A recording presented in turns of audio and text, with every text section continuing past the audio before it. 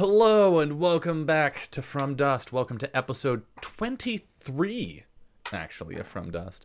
I know, it seems, if you watched episode 22, it seems like we should be on a different episode by now. Since it's been a quarter of a year since our last episode. But here we are. We're finally back. It's a new year. I haven't played this game since last decade. Okay, I'm getting all the jokes out of the way here. I'm getting it out of my system. Oh god. Oh gosh. Oh lordy loo. Okay. Welcome to From Dust. If somehow, not hard to believe, you don't know what show this is, it's a Dungeon World campaign, a long-term Dungeon World campaign, and we'll do some recaps so that people remember what was going on. But before we hop into that, I want to go around and say hello and talk to some people, see how people have been. Starting with Summer. How are you? You don't have to recap since our last episode. What? But I was prepared. Okay, if you want to, if you want to do 3 months of recap, feel free. Recaps. I don't think I could remember 3 months ago if I tried. I don't even know what I was up to. Oh my god, so much. 3 hours ago. Do you remember 3 hours ago? Yeah, 3 hours ago I was laying on the couch and I was watching like random ass horror game playthroughs while not fully paying attention to them because I never really do because I get way too scared. So I have to also be doing something else because I want to know what's going on. But most likely I've also got the plot pulled up on my phone, so I'm like not completely by the game. Whatever, it's fun. So yeah, the last 3 months have been great. Have been playing a lot of games.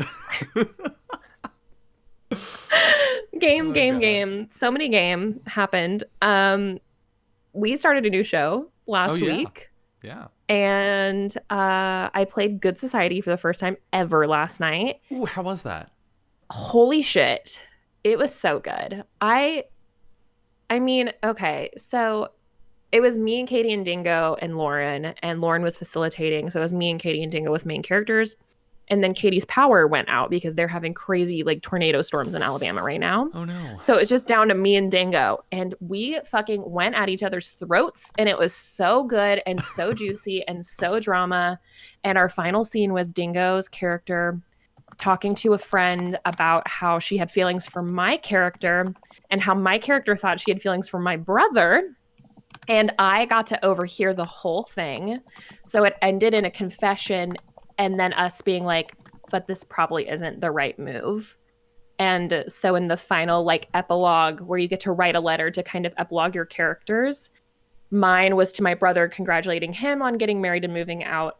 And Dingo's was to my character thanking me for coming to the wedding to her and Katie's character. And it was so good. I loved it. I won a long-term campaign of Good Society yesterday. Also played Monster Hearts this week. And it had literally everything I love about Monster Hearts in it, which is people just being the fucking worst high school students in the entire world. And it was amazing. There was parents were called, people boned down. We had one bitch tell another bitch off, and it was amazing. Oh my, everything I love, literally everything I love in one game. Drunk sad boys, fucking just, oh my god, everything. I had the best time. Yeah. Well, that's it for the last couple days and week. Thank you. I'm so happy that you could have all of these wonderful experiences before it all ends. What are you talking? Ends? We all know that I've been primed to die in this campaign since I died the last time. I was like, oh, well, this can't last forever. So here I go. It's not Final Destination, it's Dungeon World. It feels like Final Destination to me. Oh, Lord. Oh, God. Okay, well, rip in advance, I guess. Thank you. F's in chat. Kiana, how you been? Been good. things happened in the end of 2019. Mm-hmm. Major things. Went to PAX U. That was fun. Woo! Got to hang out with people in person. Did a couple of panels, which was wild. What else have I done since? You ran a game jam. I did run a game jam with someone here. I don't know who. I don't feel like it's fair to It say that wasn't you me. ran it with me. I like barely participated in any capacity. It's okay. The, You were the still a co-host. my primary participation was having my name on stuff. So Yeah, but yeah, I had the Ad Astra Jam, which was the Fields and Space Jam, because I Mhm. was in the middle of running a game, and then went, wait, but what if? But what if everyone made a sad game in space? Yeah, so we did sad game in space type jam, which was really good. I waited until literally the last fucking moment to write mine. That's the fucking best part. It kills me that you were like, I want to write this game. Wait, I'll make it a game jam. And then you just didn't write the game for the entirety of the game jam until the last minute. It was the fastest I've ever made a game from start to finish. I did it in 4 hours total. Nice. Granted I had been thinking on the idea for like 2 months, Right. but I sat down and wrote a game and released it at 11:50 at a midnight deadline. Yup. Doesn't matter if it's my own game jam, I will still cram that game Every time. every single time. I feel like this is the thing that a lot of people from the outside miss about game design, and honestly, like a lot of creative work, but game design specifically is like, we can talk about like, oh yeah, the dev cycle for this game was this long. Like, this is the point where we sat down, said we were making the game, and this is when we stood up and said that we were done with making the game. But like it's very rare in my experience, and from the people that I've talked to who make games, that you like have an idea for a game and immediately make it. Like, so often you have an idea for a game and you're just all like, oh, that'd be an interesting idea. And you like maybe make a note, and then 2 weeks later you're like, oh, but what if you did this thing, and like mechanics start cropping up, and then you go, oh, I'm gonna sit down and make this a game. And that's your dev cycle. But like, so many of these games existed long before the dev part started. But really, like, it's the dev part that's the making the game. Yeah. So I made a cool little game about an astronaut dying in space, because Woo! and where their soul ends up going home, whether it's to Earth or to the rest of the galaxy. So it's a 3-player game where you don't have a GM, no dice, and you rotate roles, and all the prompts are based on photos. So you actually create a database of Cool. pictures from Earth and from space, and use that as your prompts to talk about memories and home and where that might be. So I'm pretty proud of it considering everything. That's super cool. And it's actually pay what you want until the end of the month. It's just because I was like, Happy New Year, have a game. So Yes. definitely pick that up if you haven't already. Other than that, I've just been doing a lot of freelance contracts that I can't talk about, Oh, yeah. Fucking love that. and I probably won't be able to talk about until March. NDA life. God damn it. Oh. So check in another 3 months. Okay. I'll be able to talk So about when it. we have episode 24, we'll be able to. So if you're watching this on YouTube in 2023, you'll be able to like go from one episode to the next real fast. But oh, Lord, Adam, please save me from contemplating that reality, and tell me how you've been. Sure, What have you been up to? I've been pretty chill, pretty relaxed lately. Been taking it pretty easy. I was feeling a little bit of like production and social media burnout towards the end of like 2019, so I just decided to give all that kind of a nice little breaky poo. which has been wonderful. Still streaming and obviously all the good stuff, but like gave YouTube a break, gave my what do you call it, my audio drama a little break there. I'll get back to it eventually at my leisure. But for the most part, just been like working on, had a lovely holiday, been working on like catching up with friends and family, stuff like that. And no huge projects on the horizon. Been running Curse of Strahd, love it. Ooh, I thought I loved Dragon Heist. I love Curse of Strahd. Curse of Strahd campaign, and I feel like I barely do any work. It's wonderful. Like it's very hands off compared to Dragon Heist, at least for me personally. And it's been great. Like I've done so little prep for the whole thing because it's all just kind of there. It just happens. And so that's been pretty terrific. And I did start playing in a Descent into Avernus game, brand new, like 4 sessions in. Didn't get that far yet, but it's nice to be a player again after like maybe years. So long. Yeah. Yeah. Rolling back to what you were saying about like low prep, that is so much of what I love about running Powered by the Apocalypse games is like I'm not supposed to prep. Like I can maybe sort of, but it's mostly just like having ideas. But if I actually tried to prep like here are the monsters and the encounters and the this and that and this is the difficulty of whatnot, then the Adam Koebel would reach out of the Dungeon World rulebook and punch me in the face. So it's nice that I don't have to do that. I'm interested. I have not read, played, or watched Curse of Strahd at all. And I haven't touched 5th Ed, except I played in a one-shot off-stream a couple months ago. But besides that, I haven't touched 5th Ed since like January of last year. I'm curious, what about the module like makes it so low prep for you? Mostly because, so I'm comparing this to Dragon Heist, the previous mod that I ran, and it's not that Dragon Heist is on rails, but there's a very clear direction for things to go in my opinion. And Curse of Strahd is very sandboxy. Gotcha. Like, there's anywhere that anybody could go at any time.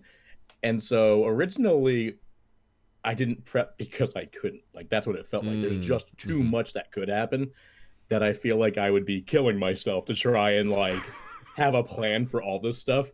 So it really came down to there's so much that could happen. I chose not to do any of it. So I've been getting familiar with things that could happen, but like beforehand, like if I knew the players were going in one certain direction, I would prepare a lot in that direction. Whereas can't really do that here. So really I just have to be more reactive as a DM, I guess. That makes sense. That's pretty cool. And I say that coming at this from like back in my day when I ran Dungeons and Dragons all the time. I ran AD&D 2nd edition. That was my edition for a long time before I started playing 5th. And I ran a ton of the Ravenloft stuff for 2nd edition. They are, I still believe to this day, they are the best modules ever written for Dungeons & Dragons. They're definitely worth reading. And if you hate 2nd edition, just, I think Lindy has been converting them to 5th. It's a doable thing.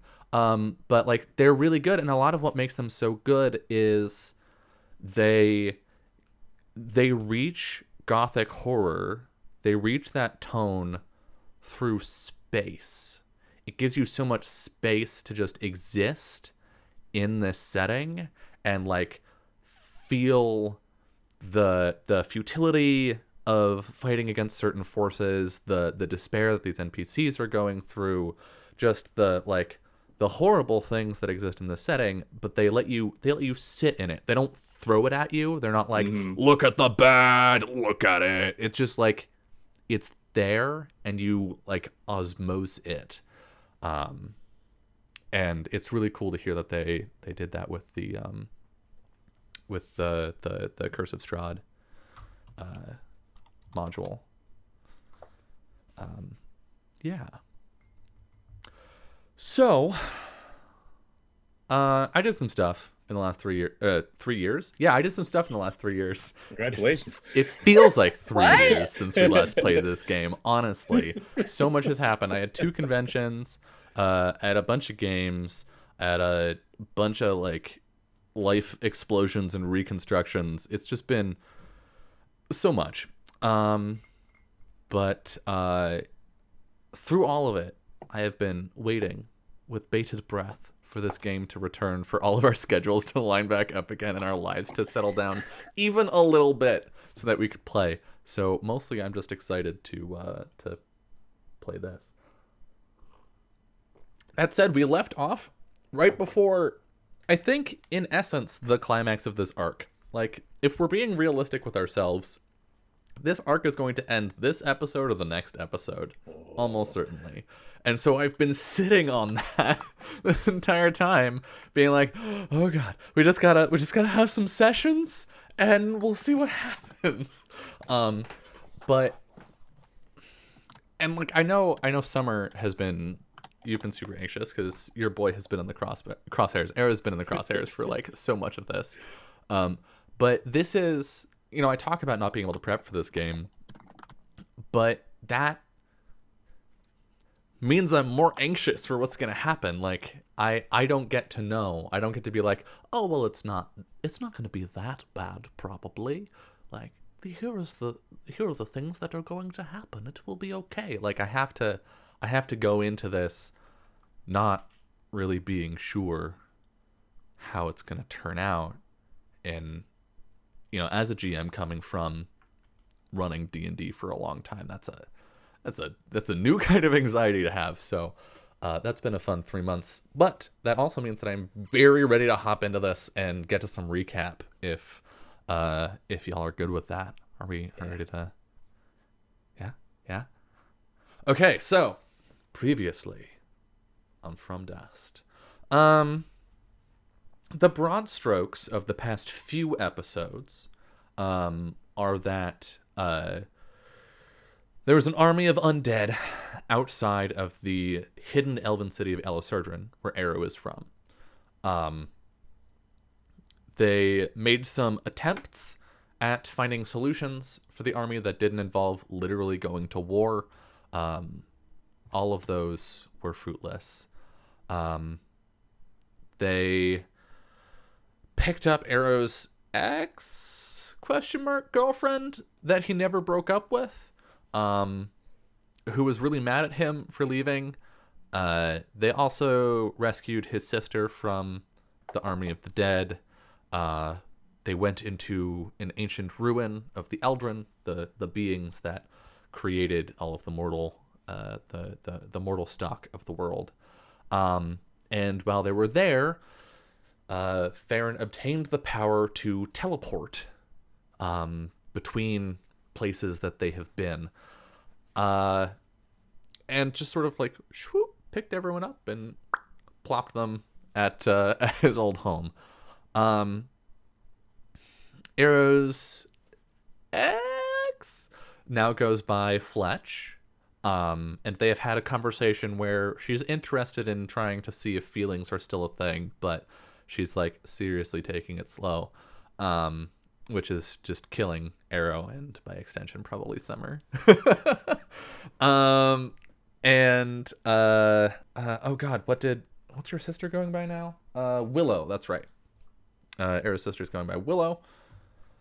While they were in Cape Symbol, Farron's old stomping ground, they got to meet his family, who were lovely, if a little weird. They're very, very particular in the place that they live. But they also encountered a necromancer by the name, I believe, of Nerum. And Farron and that necromancer, being a mage of the Bonds Magi, made a deal. They signed a contract, and that was that Nerum would assist in the defense of Elisurdran against Ilmagara and her undead army and in exchange, Farron would give him the Death King's scythe, which they have been carrying around since episode 1. The party has had mixed reactions to that, but ultimately, that's where they're at. Most of the party went back to Sanctuary, teleporting to go check in on Mab, see about maybe getting more friends. While they were there, they managed to recruit Rolf's Raiders, who were a mercenary group that Gregor is familiar with, and that we met in episode 2. Mab, unfortunately, said that she was unable to help because she is stuck where she is. You're muted, Summer. Well, if you're gonna interject. No. Oh my God. She gave me a feather. She did. There's a space opening up on the show. She did give Arrow a feather, and essentially through weird Fae semantics, Mab cannot bring herself out of the place where she is entrapped, but Arrow taking this piece of her with him sort of in a weird sense means that she's always there. It's weird. It's blue orange logic. It's weird alien stuff. And there was a tense conversation between him and Fletch. Arrow got in a lot of trouble and got shot to hell. Got kidnapped a little bit by the Ember, who were the people that or by the Ash rather, which are the people that Vori used to run with. Arrow told them that Vori was dead. They weren't stoked about it, but they let him go. A conversation happened between... Yeah, that's where I'm getting to. A conversation happened between Farron and Gregor, where Gregor was like, hey, I didn't like you hitting on this person. I had some bad feelings about that. And Farron was like, do you want me to just stop doing that? Because I'll just stop doing that. And Gregor was like, yeah, that'd be great. And Farron was like, cool. These two idiots. Oh, practically married. Yeah. No, they're gonna have their 10th anniversary and still not know that they're married. Like, they will have had a ceremony, invited people, it was officiated, there was paperwork, and they'll be like, wait, is this our 10th wedding Their anniversary? 3 adopted children are there. Yeah. No, fucking their 3 adopted kids come in and they're like, happy 10th anniversary, and they're like, we're married? Really? Wow. Would you look at us? Who'd have thought? The two of us here. Oh, yeah. So they had that conversation. No meaningful progress was made in a real level, but on a narrative level, whoo boy, beautiful, wonderful. Arrow healed a little bit. You're still fucking beat to hell, by the way. You're at about half HP. Just reminding you. He healed up a bit, and they went to track down a lead that Farron picked up in Elisurdran, talking about a dark archive, an ancient archive of Eldrin knowledge. And in searching for it, they found an old priestess of the Juaki who watched over what was once a temple, maybe? And had a creepy living shadow. Underneath that tower was a passageway that led down to an old Eldrin, the Eldrin city that Sanctuary was built upon. And in exploring, they ran into, for the second time, Craig. Good old Craig Gunter, aka Lucky, or Luki, as he is known more religiously, the guardian of the Dark Archive and a deity. They managed to convince him not to kill them, which was pretty good. He was pretty stoked on that. He wasn't really looking forward to killing you. And they poked around the Dark Archive a little bit to learn about creator Ilmogara, and discovered that she was pretty much the main Eldrin in charge of making the mortal beings of Kulimba. And also they learned about the Fire of Life and where she discovered it, which was beneath a large tree in an unusually verdant forest, which they extrapolated to be Elisardran. And I think that's pretty much where we left off, with y'all leaving the Dark Archive.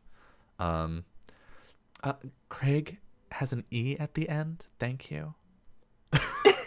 We also talked with / were friendly with the person who was in charge of the tower, that's the Dark Archive. Oh, yeah. Like the entrance into the city. Mm-hmm. Yeah, she was chill. Close enough. She was chill. That's right. She enchanted. She transfigured arrows, the arrows that Vori made for Arrow, and turned the tips into a magic conducting and piercing metal called arcanium. So that is a thing for us to note. And Gregor got in a fight with Skullbreaker, and Skullbreaker's not talking to him. Skullbreaker doesn't want to be Arcanium. Whatever. There's reasons for that. But yeah, I think does that about cover it? Is there anything big that we're missing? Okay. All right. Oh, and also Arrow still doesn't have you still don't have your bird, right? Oh yeah. She's on her way to me. We can only assume. No, I still don't have her. Like halfway across the region, and then you just teleport back to Elisard, and she turns around. Like, yeah. All right. It's fine. It's been a second. She's probably almost here. Let's be real. She's quick. Yeah, quick birdie. And with that, shall we hop into episode 23? Which I will have you know, for no reason at all, is in fact titled The Culling. So thanks, I hate it. Oh, good. I think it's. Is it too late to leave? I feel like I Yes. left something in the oven, and it's really important that I test You're stuck. that. We come back in on the three of you standing outside the tower, which I just now remembered was actually like barred closed. So you're outside this tower, with the sun sort of descending into the low, like misty cover of the area. What do you do? Head back to the inn, because we said we needed to leave, or I said we needed to leave by tonight. I was like, we can't hang around here anymore. So I would assume head back to the inn to go get Gorals so we can chop. Go. It's nighttime now, right? It's like evening. It's getting on toward night, yeah. Yeah, so we need to fucking go. We need to book it. We got shit to do. Everyone on board with that? Yeah. Yep. I'm Okay. trying to remember where I last left Naru, because I know that I needed Cape to Symbol. coordinate us getting there at the same time. Yeah, And you I left him lit- at Cape Symbol, the idea being that you were going to go dig around in Sanctuary without him knowing what you were doing, because you didn't want him to, like, have all the deets on your life. And then you were going to go back to Cape Symbol, pick him up, and then go to... Okay. It's like I'm trying to remember what our plan was there. Yeah. Because it was going to cool. take, like, a month for him to walk from Cape Symbol to Yeah. Elisardran. Cool. Yeah. Okay. Pick him up with my teleporting powers. Cool. Yeah, I'm going to head to check on Fletch and Willow, because Fletch stayed up all night. We left when she was asleep, and Willow was in a fight, part of a fight, got injured in a fight, got her head hit in a fight. She got something her head like hit. She Yeah. drank a lot. Oh yeah, was she involved in the bar fight? That might have been it. But I know she was I drunk. don't remember She hit how her she head. hit her head. Yes, She hit Willow her got head. involved in the bar fight. She got Yeah. super drunk, got hit with a chair, Hey, Yeah, that's what what I'm talking happened. about. and Farron stayed with her to take care of Take her for care. a while. Right, While right, I right. got kidnapped. That was also all where Farron was happening. like, "Why are you like this? Yeah. Throwing Oh your my life God. away." Oh my Yeah, God. that was definitely a conversation that happened. That was a good time. Really glad that I was just Yeah, she not was shooting involved stuff because I in the didn't bar have any fight weapons. Someone started. We're not pointing fingers in this family. Okay. But it was. So Gregor. I feel like Arrow is just headed straight, because that was the plan. Is headed straight back to the end. He doesn't feel like there's a need for conversation about it. That was what we were gonna do. Okay. To go see if they're awake and well. When you get back into the common area of the Raunchy Goblin, you can see some people that you recognize. Actually, you see Rolf's Raiders. Those being Rolf Blau, Rima Brightsong, Albina Hartman, and Gureb Haydari. You, I know Gregor, all of them. being primarily familiar with. They're all in your journal in Roll20, if you looked at that. I'm just saying. But yeah, Gregor, you are primarily familiar with Rolf. Yeah, as soon as I see him, I'll be like, Rolf! Ah, Gregor. Rima tells me you have a job. Yeah. That's a way to put it. Says it's dangerous and a bad idea. Yeah. I'd love it if you could be there. He gestures over to like a booth and says, "Tell me more." Gregor will kind of like wave to the others and then go join Rolf. Mm-hmm. Arrow gives you a look that's like, careful what you say. Gregor will confirm the subtlety with a really big. Great. Yeah, we see this like very subtle like squint of the eyes from Arrow, and then just. All right. What do you need? Muscle. Anything we can get. You ever fight undead? A couple times. Great. There's a lot of them. How much is a lot? An army.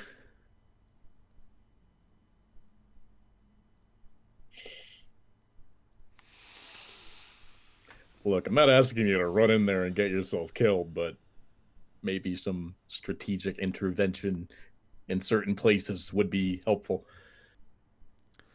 I'm assuming wherever this is, either we're sneaking in somewhere, or there's another army that we're helping, or both. Don't really know. They're pretty much been gathered up near the woods on the way to White Spire.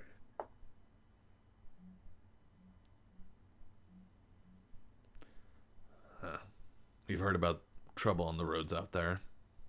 Yeah. So, is the mission go kill a bunch of undead? Or do you have something more specific in mind?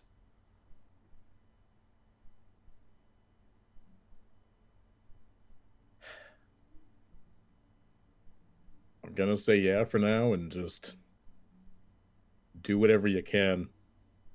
I wish I knew more. I wish I could tell you more. All I can really say is get in there, be as big of a pain in the ass and a diversion as you can possibly be. Cripple them as much as you possibly can.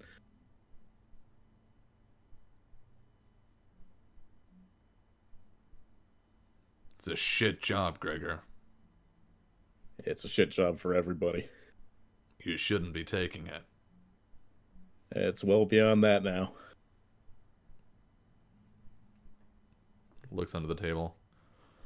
Looks like you still got 2 good legs. Walk away. I can't do that.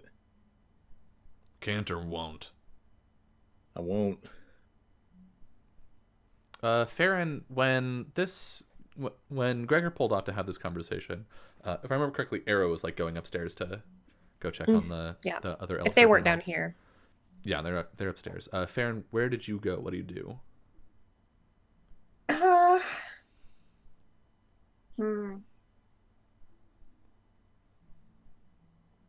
Farron is probably just kind of chilling because they know that this is going to be one of the last normal moments that they're going to have in a long time Mm-hmm. in a space that they know. He's very familiar with this bar. This is basically his home base. Mm-hmm. And so he's just kind of just sitting back and just trying not to think about things. All right. For at least just a moment. I feel like most of like the other members of Rolf's mercenary group are like up at the bar probably. So there's space for you to like sit up with them. So from the booth, Rolf points at Farron and says, "Does that have something to do with them?" Yeah. And the others. Whatever coin they're giving you isn't worth it. You should know better than this. Rolf, I'm sure you've realized this by now. This isn't about coin. Fuck. Listen, if this isn't dealt with, there's probably not going to be future jobs. This is insurance. Like, this is damage control. If this isn't dealt with, it's going to be felt very quickly.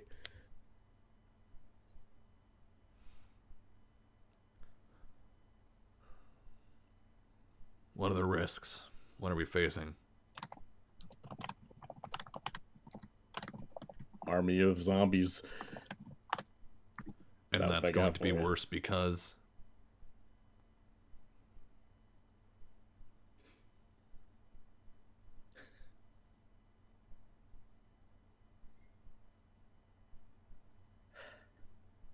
There's things I can't tell you. But there's things that they could reach that could really turn this whole country into a shit show. Big stuff. Way bigger than you or me, like grand scale stuff. That you can't just ignore or run away from. How much can you offer? I'm broke, but I can offer you some work. I can offer you a favor after this. That's about all I'm good for. What do you want? I want you, Gregor. Rolf, I didn't know you felt that way. His face doesn't even move. You know I've been trying to get you to come work for me.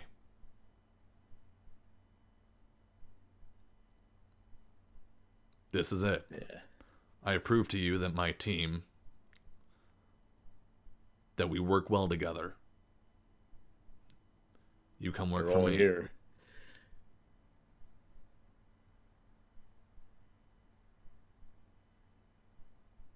Okay. I would like you to roll parlay. Can I parlay with strength? No. You cannot. Why not? We're about to die, Dylan. Give us what we need. Mark experience. All right. Well, it's been real, guys. I'm with Rolf now. All right. Rolf reaches out a hand for you to shake.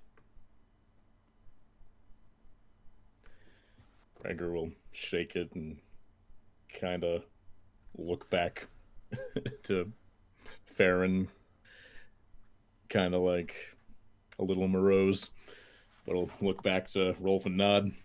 When do we leave?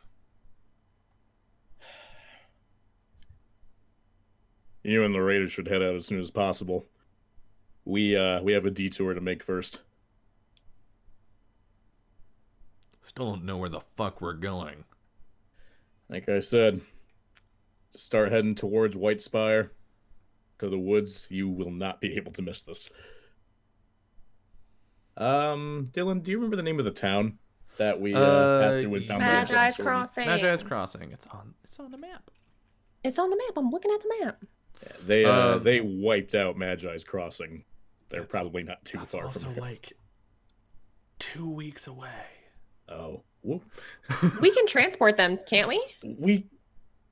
How many people can I teleport at a time? There isn't a limit from what I remember in your lovely, lovely notes. I mean, it's essentially anyone in the vicinity. So, yeah. Oh, cool. Okay. As long as we're all holding hands, we're fine. Glad you reminded me of the distance there. Yeah. Yeah, Gregor will say, let me go talk to the others. We have a neat little trick now. Oh, great. Well, I'm gonna get myself nice and drunk for a bit. You come back to me when you've got something. You deserve it. Enjoy. Meanwhile, I want to cut to the other side of the bar room with Farron as you pull up next to Albina Hartman, who is one of the mercenaries in Rolf's Raiders. She is a fairly large, very clearly a warrior person. She's in her, I want to say, mid to late 30s.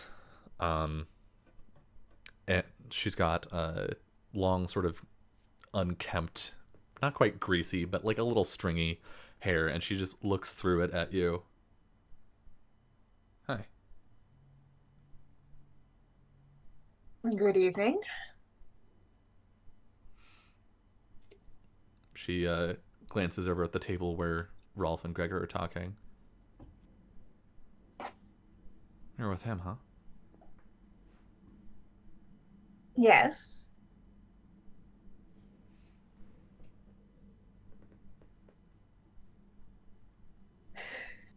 She just continues like squinting at you, takes a drink. Is there something I can help you with? Or... Well, Rima, and Rima, like, from further down the bar, looks up because as she hears her name. Told the boss that your friend has something dangerous in mind. Yes. I'm sure that's what they're discussing. How much are you paying him? At the moment, nothing. Oh. I guess I misjudged your relationship. I mean, I can see how that can be assumed a certain way. You have a foppish sort of client look about you. Why, thank you. It's not a compliment. Oh, I know. So how long you been banging? I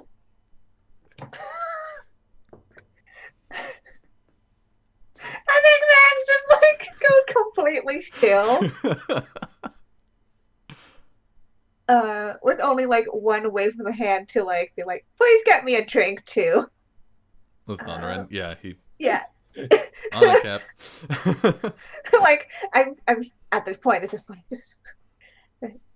Oh, I believe you're mistaken on that portion of our relationship. Well, So you don't pay him, and you don't bang. No, friends, traveling companions, and through thick and thin. Has he asked? Asked what? To bang. She just like looks over at Rima and Gureb, who I think Gureb is in between the two women. And he looks over and just shrugs, and Rima. Farron definitely looks at the other two. A little bit squinted eyes as if to try to judge what's going on there. Would you like to discern realities? Sure. Why not? Certain realities. That's what's going on. 10! Hey! All right, you got 3 questions. Woo!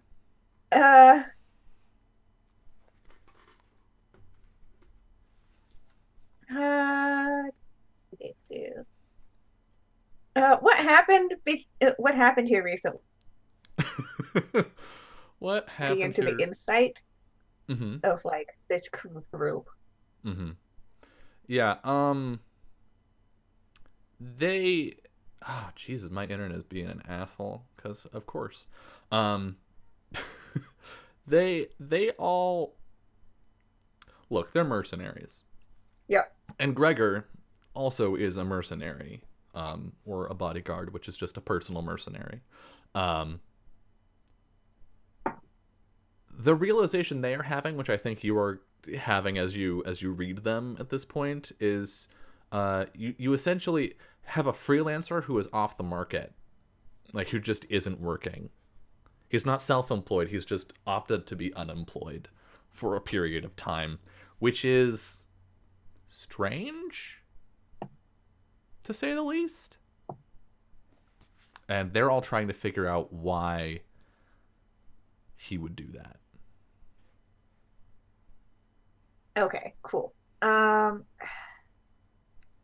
What here is useful and valuable to me then?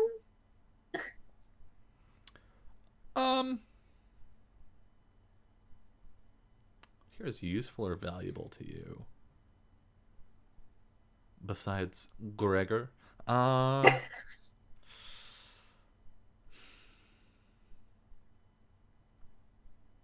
think what you pick up on is that Albina specifically is trying to understand in like a benevolent way. Like she's not trying to find something wrong with you necessarily. She's trying to look for a reason to like care and be invested in this job that her boss is probably about to take. Mm-hmm. Cool. Well, that's good to know. You can also hold on to your questions if you would like. Yeah, I'm gonna hold on to the last one. Yeah. All right. Yeah. Fern now understands what's going on a little bit. Oh, Jesus. Yeah. All right. Oh, lordy Lou.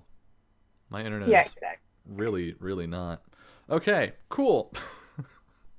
As my internet cuts back and forth a bajillion times, and I want to die on the inside, we are actually at the top of the hour, and I think this is a good point for us to take a break and hope that internet sorts itself out in that time. So we're going to take a short 10-minute break or so, and then when we get back, we will find out what Arrow has been up to upstairs. See you soon. Hello and welcome back to episode 23 of From Dust. There has been no period of time between the last time we were streaming episode 23 and right now. Absolutely not. It has not been 2 weeks. We're gonna do intros anyway. Summer, how you Yes. been? Great. Yeah? You seem stressed. based on your face and also what you're saying in chat. I'm fine. This week sucked, but it has all led up to this moment, which will not suck. Yeah. And if it does, I'm pressing charges. Yikes! Now raising money for my legal fees. Oh boy. Well, hopefully it's good. Yeah, I think it'll be good in some form or another. Yeah, it'll be good in the way that things are good, even when they're really hard, right? Yeah. Really tough, but fun. Mm-hmm. Mm-hmm. Scary, but fun. Yeah, like skydiving. Sure. I mean, same fear of death. I would say that skydiving, Mm-hmm. you have a higher chance of survival than like what we're going into, though. It's like a casual fear of death, but you're like, the guy that's like helping me do this, it's probably strapped to your back, has done this like 1,000 times. We don't have a guy strapped to our back who's done this 1,000 times. We just have us.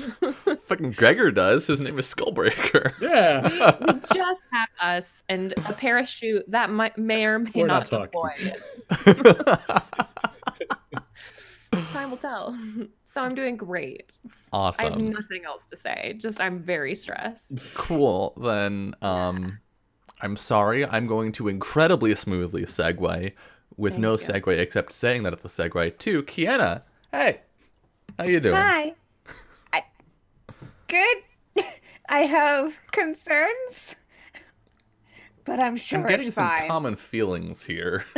I'm sure it's fine. Every time I've said it's fine, it's absolutely ended up fine. So There you go. I'll just speak it into existence. It's fine. I mean, Farron survived everything up till now, right? Despite only having 19 HP and 0 combat skills, yes. Yeah. Yeah. They'll do great. Not like they have a ginormous fear or phobia of zombies. Nope. That could be a problem. We'll see. But outside of stress for this game, how you been? What have you been up to? Been good. Been super busy with a bunch of freelance projects, which has been kind of wild. Yeah, I can talk about this part at least. I am part of a micro RPG anthology being published by Simon & Schuster. So I just submitted that yesterday. Hell yeah. Which is wild. So I'll have a game published by a real book publisher.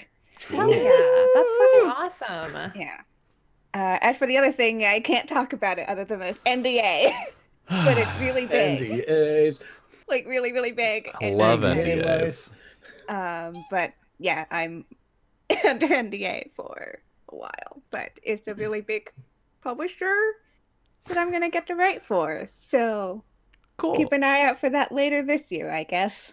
Yay! Eyes peeled.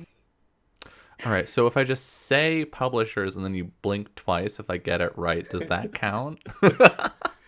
They have a very specific like section in the NDA that's about blink code. Oh, Code, tap code, any kind of code you can name. God, corporations are no-go. really learning. Yeah. Oh boy. Adam, how about you? What you been Hey, up to? most exciting thing I've been up to is I made a TikTok. It's the most exciting thing I've done. So Some good. exciting I good. waited a long time to do so. Yeah. It was a spur of the moment, like, I wonder if any of my YouTube videos would do okay on this, and they did very well, surprisingly. So I started making more, and I started sharing them on my Instagram, and they're doing really well.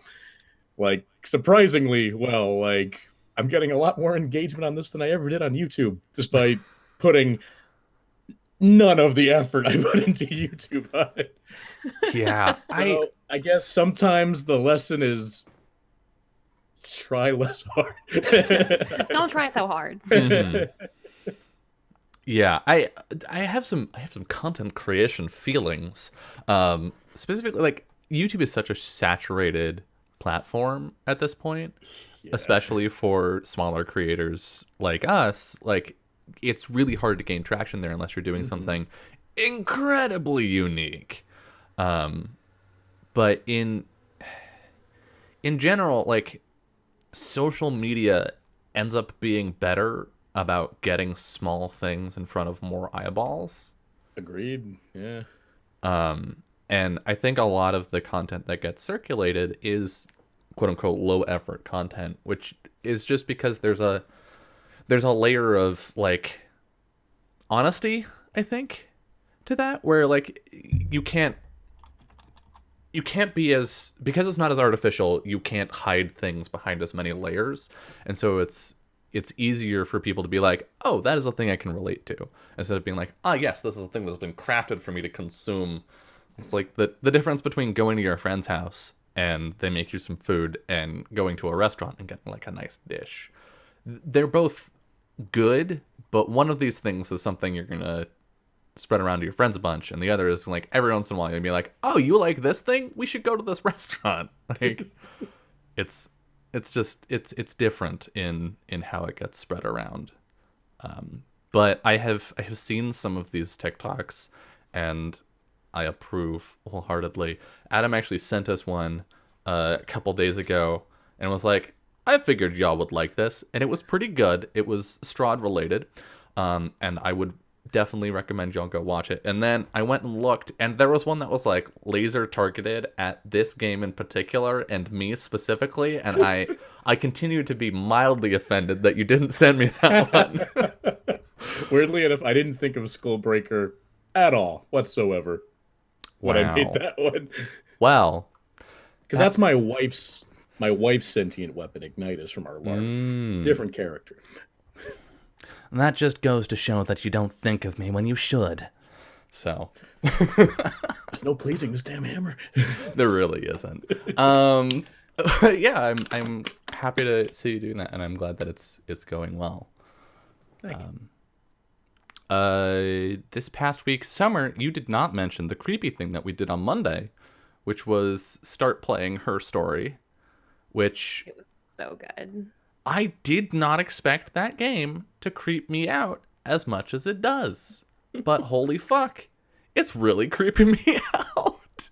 I love it. It doesn't creep me out at all. I mean, the song had me on edge, but I really don't feel that creeped out by it. I'm very invested, but I like listen to like true crime and like murder mysteries constantly while I'm like drawing maps. So I'm super desensitized to weird. Like, do I leave the house, Dylan? Do I leave the house? So yeah, but I mean, I literally listened to murder mystery podcasts, watched every true crime documentary like that comes out immediately. So I'm super desensitized to very weird shit. And I love paranormal shit. I spent like 8 hours watching videos about haunted dolls, like, and then immediately had a million dreams about haunted dolls. It was really chill in my dream and very cool. And I wasn't scared at all. Murder freaks me out, which no offense, Summer, but I feel like that's the normal response, is to have murder freak you out. But I think just the premise of it, of like this person that you're watching videos of might be the murderer, like that's spooky, because being a person that can just kill another human being, like, everyone is theoretically capable of it. Being a person who has done that and is now potentially lying about it, like, that's spooky. That's spooky to me. The spookiest shit you will ever hear are 911 calls made by people who have just committed the murder and are trying to play it off like they didn't. Yeah. They're like, I found my wife and she's not breathing and I don't know what's going on. And you can tell that they're faking it. And it's so scary that they're even like trying to pretend. I don't know if that's spookier or people that call and just confess to it. I've heard both. Yeah. But just that's true. Murder's creepy. Don't murder people. Don't do it. Look, if you've been Let 'em watching the live. show for any period of time, you should know that my default stance is don't murder people. Not mine in this show, but in real life. Well, yeah, and how has that worked out for Arrow? He's kicking. He's still doing it. So far, he's only been in jail one time. All right, well, don't listen to Summer. Yeah, so we did that. I started. Oh God, I need to talk about this. I need to tell the world. I began publishing a book a long time ago. I started fulfilling Kickstarter backing and whatnot. A couple days ago, people have started getting their books. It's very exciting. However, this fucking murders me. I did not notice an error in the book until it had been printed and sent to people. And that error is the entire fucking table of contents. The page numbers are off. Oh. And I hate it. I hate it so much. It's the tiniest, stupidest error, and I assume most people will not give a shit because it's only 100 pages, and who uses a table of contents anyway? But still, I have fixed it in the PDF version and sent fixed files to the printer, and I will be everybody who got the book through backing, who are like the only people who are going to end up with books with the wrong table of contents. I'm going to send them discount codes so that they can order the book again at cost. But god damn, I'm frustrated. Self-publishing is hard, and I don't know that I'd recommend it.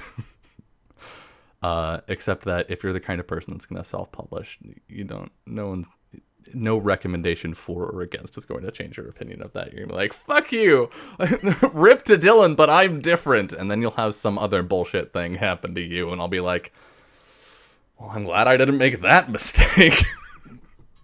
And that's the world that we live in, I think. So, but the book does look really good. I have some copies here with me, the like proofs that they sent me beforehand, and I am really happy with how it turned out, and other people appear to be as well, despite the table of contents thing, which I will say, nobody pointed out to me. Nobody like got their book and was like, hey, I'm upset with the table of contents. Like, literally, I was going through and setting up the digital version of it, and I was linking the table of contents to stuff so that you can like click on it and like have interactivity instead of just, this might as well be a book, but it has .pdf at the end. And I was like, that doesn't look right. And I went to the page and I was like, that is indeed incorrect. And yeah, so one of those things where somebody might have noticed eventually, but I noticed, and so now I get to be upset about it. But yeah, the book looks good, and it's kind of weird to be a person who has a book, so that's neat. I'm just, this happened last night, and so it's still fresh for me, is all. But yeah, I'm gonna distract myself from that tonight with some Dungeon World, which will be less upsetting? Question mark? We'll see. I feel like part of my GM responsibility, and like show running responsibility is to like play up the like, yes, I shall murder the players. They have an adversary that they must overcome. But like, frankly, y'all, I'm stressed. I am concerned. I don't want these characters to die. I love these characters. I love them so much. They're great. But they are about to go to war. So we'll see. So yeah. Do we want to hop into some Donjon World? Donjon? Donjon! So, previously, on the current episode of From Dust, the first hour of episode 23, all of this is getting cut for YouTube. First hour of the episode, which we started before my internet shat itself. Gregor had a conversation with Rolf of Rolf's Raiders, asking him to help them with this war, not really saying what's going on except that there's an army of undead. And Rolf agreed on the condition that Gregor join his mercenary band afterward. And Gregor said yes. Meanwhile, we got a bit of a conversation between Farron and the rest of Rolf's Raiders, where one of them, whose name is escaping me, but this is why I write things down, Albina Hartman. Albina Hartman was like, "Hey, Farron, so about Gregor, you fucking?" And that was most of the conversation. With Farron being like, "No," and the rest of Rolf Raiders being like, "Really? Are you Why sure?" And that's where we left off. So I believe we were about to cut upstairs to Arrow and him going to his fellow Elisurgenites. And that's where we will hop back in. So Arrow, it is getting on toward evening at this point. If I remember correctly, I was saying it was around sunset. I think it was sunset when I was still sitting on the roof. So it's probably night now then? Yeah. Probably dark. And we see you reach the top of the stairs. How is Arrow moving? You are still injured, and I think that's evident. Sure. You got the shit kicked out of you literally last night. And you've probably got a little bit of a limp still.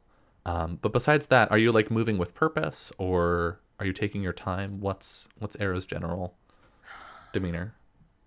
I mean, he's not going slowly. And I think like it's definitely one of those things that it's a person who's limping, but they're fighting through it. So it's like subtle, but it's still there. It's like more obvious like tension of like fighting through consistent pain. I know all about that this week. Can relate, Arrow. Method actor. Yeah, that's exactly it. I was preparing. You know what? If you need to get into character, throw out your back. It works every time. So he's moving with purpose, but he's not going like fast. Like he's not like sprinting. He's walking probably above a normal casual walk. But he's definitely like he wants to leave like now. Like he wants to get on the road as soon as possible because they've spent so much time. I mean, not so much. It's been, like 4 days, maybe 3 days, like that, yeah. Not even. But from where they left off, like every day, like every minute counts to get home. And so he walks up to the room and he's just guessing that they're not still sleeping and knocks on the door pretty loudly just in case. Come in. Yeah, he opens the door and steps inside. You see the both of them. Willow is leaned up on like sitting up in her bed with like an ice pack on her forehead. Does she have splinters in her face too? I think those were taken care of. Yeah. But still bandaged probably. Yeah, she's got like some red spots. And Fletch is over by the window, checking like the straps on her backpack. What do you do? Yeah, he steps in and closes the door behind him. And looks over at Willow. Do you think you can be ready to go soon? I'd like to leave within the next half hour. Yeah, that should be fine. She like puts the bag down and starts rifling through her things, reorganizing. Then she stops. Are you sure?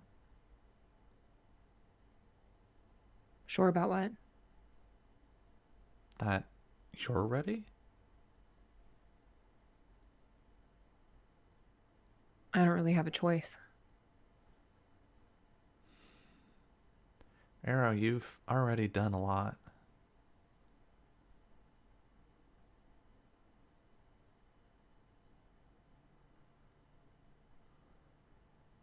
We don't have time to spare.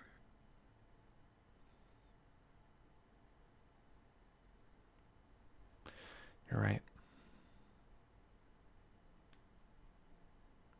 Okay. Yeah. I'll be ready. Fletch? I'm ready already.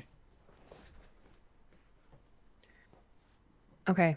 The other two are downstairs, but I'll make sure that they get everything together. We can prepare to leave, meet outside. You see Fletch and Willow exchange a glance. Okay.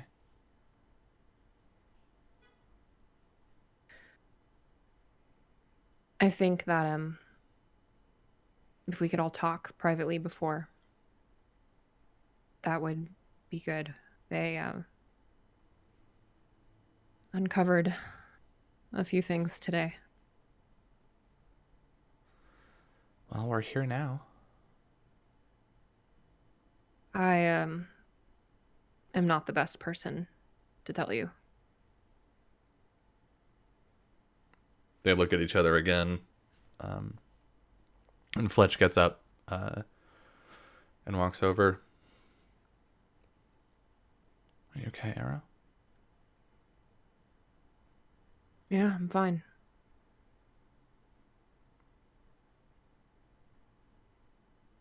No, I don't want to. Are you lying? I mean, like a little bit. like 10% maybe. Not even. I mean, emotionally, I'm not okay. Never mind. I'm definitely lying. I'm not fine. Yeah, you should roll to be. Defy I was like, Danger. emotionally, I'm great. And then I was like, no, I'm not. Charm What's and happening? social grace. What am I rolling? Defy Danger. What? Don't make me the do danger such a thing. is that Fletch is going to press you for more. I don't want that. I'm sorry to be the I'm bearer rolling of with bad news. charisma. SOS. A 4. Mark Wow, XP. I love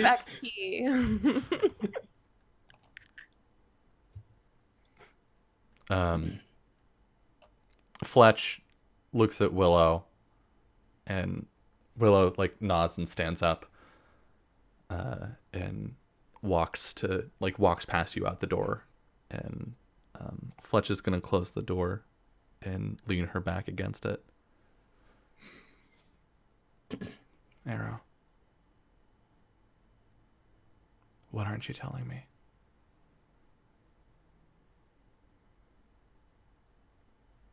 I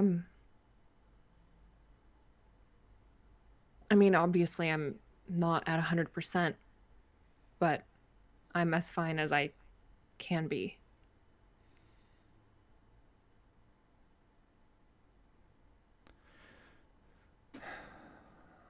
Arrow, you're isolating yourself.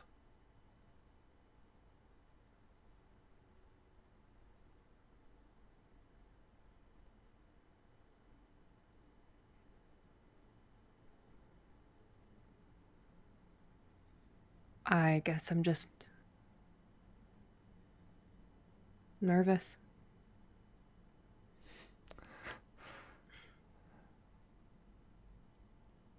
I think we all are.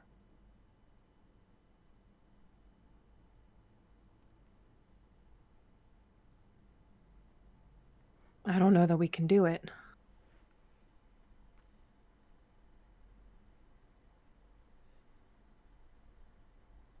I want to believe that we can. We don't have to go back.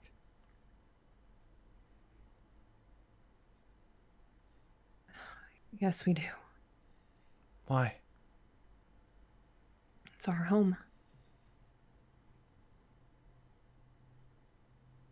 Is it?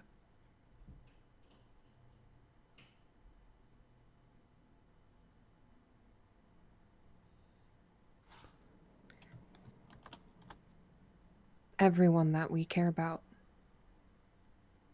is there. Are they?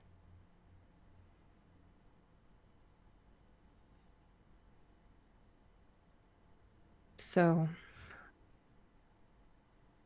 you would just let the forest burn? Let the city burn? Let every friend we've ever had, family, turn into those things? So that we can run away? Live a little longer?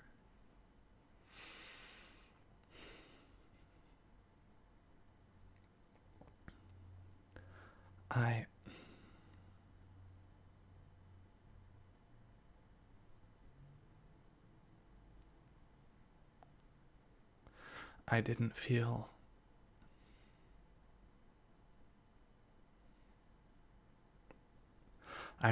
any more alive back there.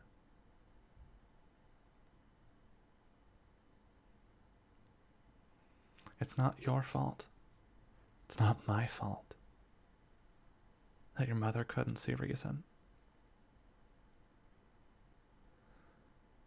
I will follow you wherever you go. But Arrow, we don't have to die for her pride.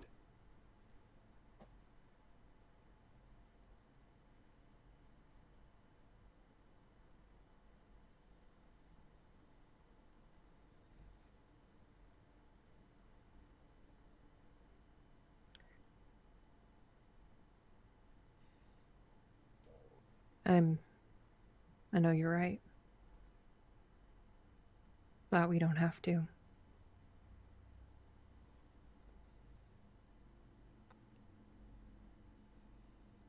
But you want to. I don't want to.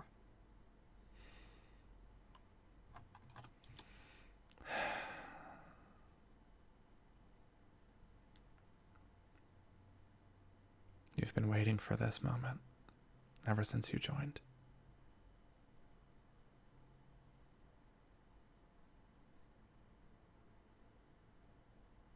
I just think that if I turned my back on them now, I couldn't be happy with myself.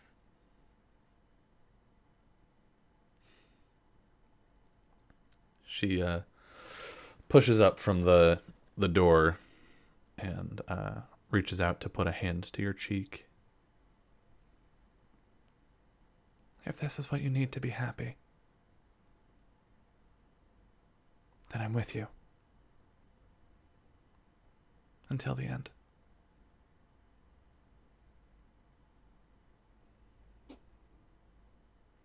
If we save them,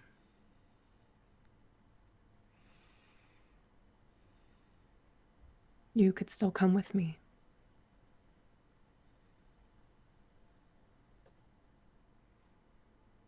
I think I'd like that.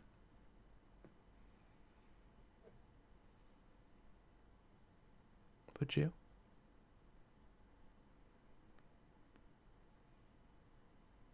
Yeah, I would.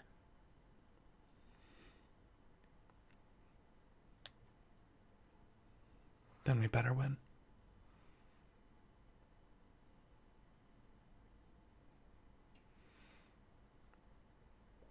She steps back and out of the way of the door. I meant it when I said I love you.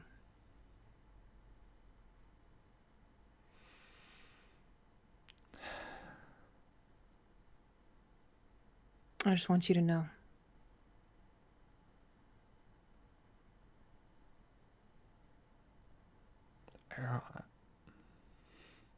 You don't owe me anything. But I want you to know. Fuck. And she just steps close and attempts to kiss you. Yeah, I'm not gonna stop that. All right. And I think we cut back downstairs to Willow coming into the room. And we see her reach the bottom of the stairs and just like look over at Gregor and Rolf, and then look over at Farron and the rest of the waiters and like raise an eyebrow. You know that thing when you walk into a room and there's some shit happening and you just weren't ready for that? That is the face that Willow has right now.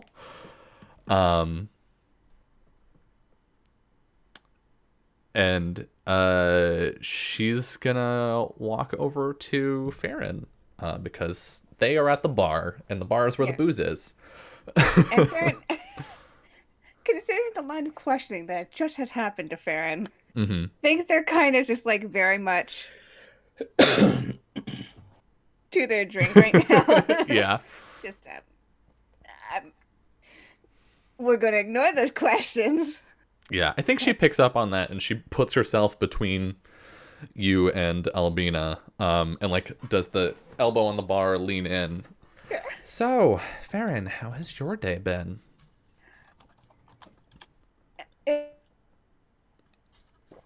Hey, first internet blip of the night. And we're back. Okay. Yay.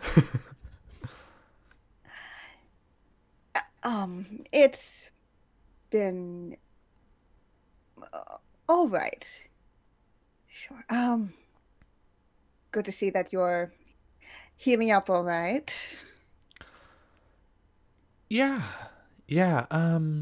Last night's a little hazy for me. I didn't do anything stupid, did I?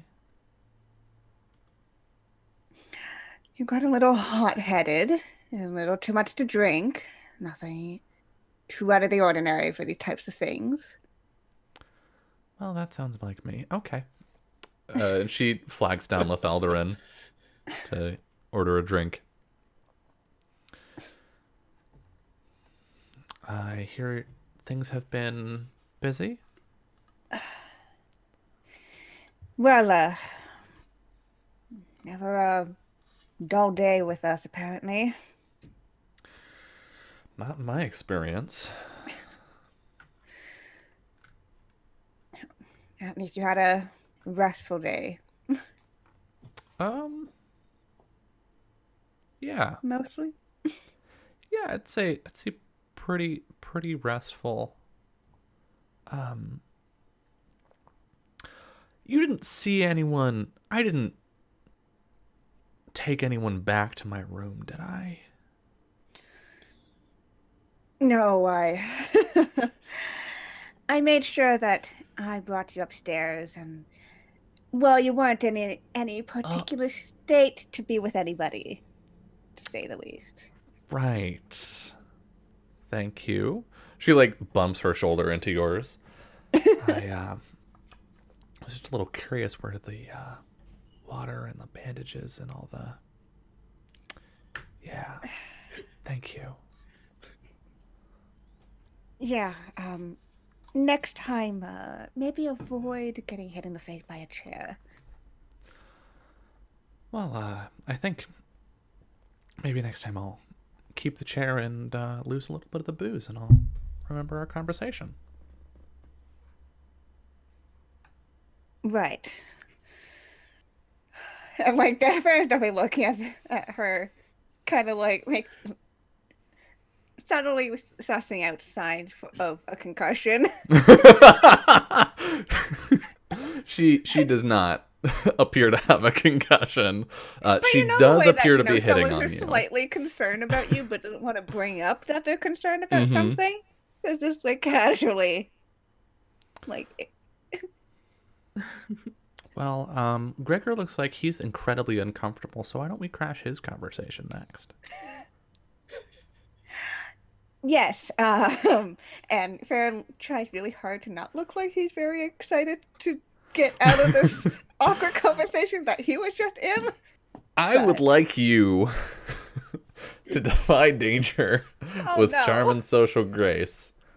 And the danger here is that you're going to be too conspicuous, and the raiders are going to say something.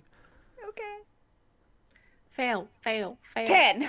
Oh, I'm a okay. charismatic motherfucker. Yeah, they decide not to be like, you going over there to, bone? And they just leave it. I'm sure there's some form of glance or look. There definitely is, but it doesn't turn into conversation. You avoid that embarrassment at least. Gregor, Farron, and Willow are walking over to you. Gregor will, I guess, see them coming over and motion them over because he's got stuff to tell them.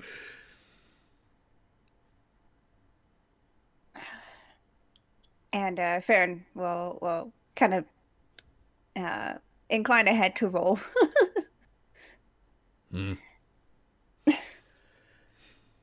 Hey guys, so Rolf and his raiders are willing to help us with our problem if I'm willing to join them afterwards.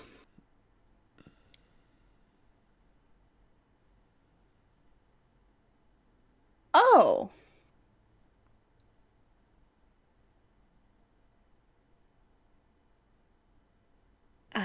That's good news. Yeah, so extra bodies anyway. Gregor tells me you have a faster route to where we're going. Yeah, that's my next question. Do you think it's possible to bring all of us? Well, haven't tested it out so far as that, but I don't see why not. We'll have to make a couple of trips anyways. I have to pick up our good friend. Back at Gregor will just glance to Rolf and be like, reinforcements. Mm-hmm.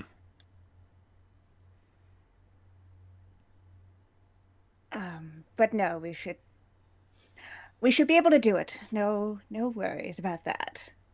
Awesome. Cool. Now we just gotta fill Arrow and Fletch. And Why do I feel like there's some bullshit here? there's no bullshit, Rolf. Then speak plainly. It's a delicate matter. I already told you, there's things I can't tell you. It's nothing you don't already know. He's just gonna look directly at you, Farron. Spill. We just keep unusual company, and I do not want to particularly alarm anybody who might overhear. He looks around the room, and it's just like, it's you and the Raiders, and that's pretty much it. Like, Yeah. Lethaldarin is behind the bar. It's our HQ. Surprise me.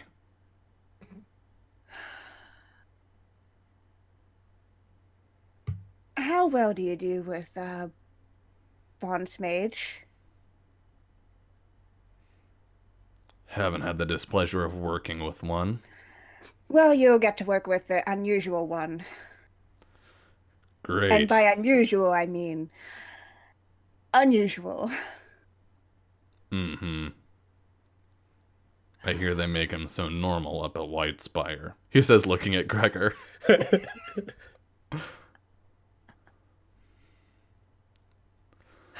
I assume this transport is magic then, too. Yes, and we're going to keep that on the down low. Would you rather walk? Right. No, I wouldn't. That does solve some logistical questions. I appreciate your honesty. Farron will incline their head. Right. I am glad that we have your help. Definitely giving Gregor a look. Just like, what did you? Are you fucking serious? Gregory! Gregor's like, what? Before going back to Rolf with a calm face. Well, Gregor implied you want to leave tonight. That should be fine. We drank last night. He stands up from the table. I'll have us ready. You Good. see to yours.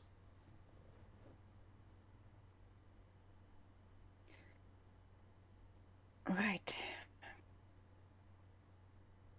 Speaking of which, where are Arrow and Fletch? I thought they were like right behind me. God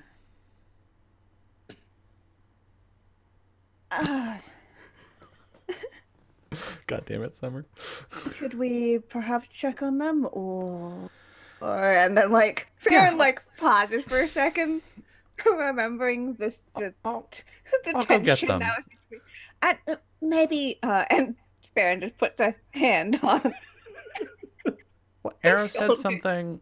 Arrow said that there was stuff that we all had to talk about, so I'm sure they'll come I'm just down when gonna...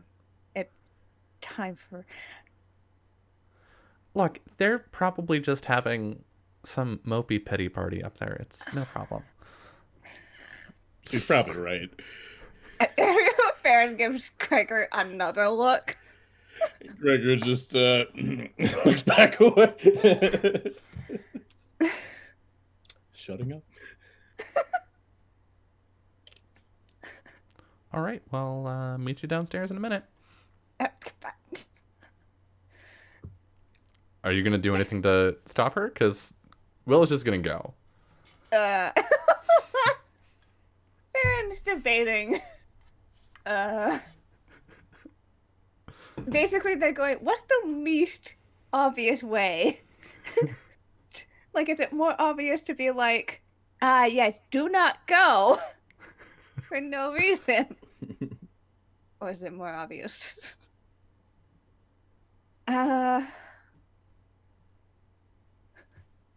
Gregor would like to reach a hand out to stop Farron from stopping Willow. Okay. And Is Willow just out of there now, or? Willow's going to fuck off up the stairs. Okay.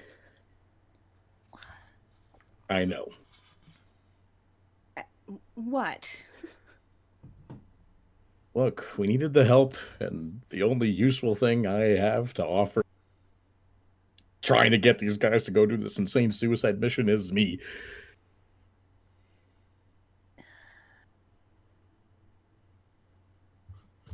Right, I mean, you are your own person after all. Well, maybe you could join up with me. Maybe Arrow could too. We could use some money. Do I look like somebody who would fit into a band of people called Wolf Raiders? Listen, that's exactly what I imagine Rolf would say. But if I've learned anything traveling with you is that you should never underestimate a bard. You think Rolf's that charming? Fair definitely looks up. We just see Rolf like glaring at Lethaldarin as he orders a beer. Yeah, they need you more than me.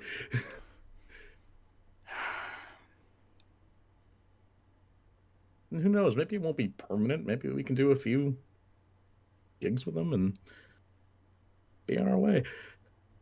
Some small stuff. That'd be kind of refreshing after all this.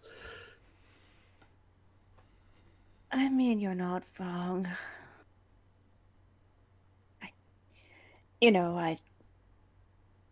kind of wish that maybe it was more of a conversation. I know, it's just clock's ticking.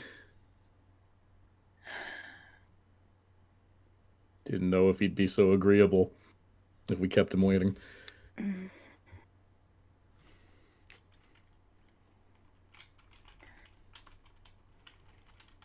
I suppose so. Skullbreaker, what do you think about this? It seems like a fine use of your talents, Gregor. Follow your dreams. Skullbreaker, are you still sore, buddy? Gregor, until you can answer these kinds of questions for yourself, I have nothing to say to you. Look, I'm sorry. I thought you would have liked being magical. Did you? And what am I now? Mundane? A piece of furniture? Oh no. Adam, Adam, come back to us. Is it me? Am I? It's you. It's you this time. It's you. No. Oh no! You're frozen on the best face ever, though. Yeah, it's very like, well. Is my audio coming through? There you go. You're back. You're back. Okay. Hey! Skullbreaker made me freeze. I was expecting Roundabout to start Actually, playing. could you say that again? I didn't catch that. Oh God, which thing did he say last? There was the until you can answer questions like that for yourself, I have nothing to say to you. And then you were like, yeah, okay. Oh, I was just gonna say, like, look, I'm sorry. Gregor, It won't happen again. Listen, it's my first relationship with a talking weapon. It's a new thing for me. Gregor, I may be a hammer, but I am still a person. I know. Listen, if she could have made me magical, I would have taken it. Yes, you would have. You would have made a personal choice to do that to yourself. You're right. I shouldn't be making decisions for you. I'm just used to making decisions for my weapons, is all. Right. Well.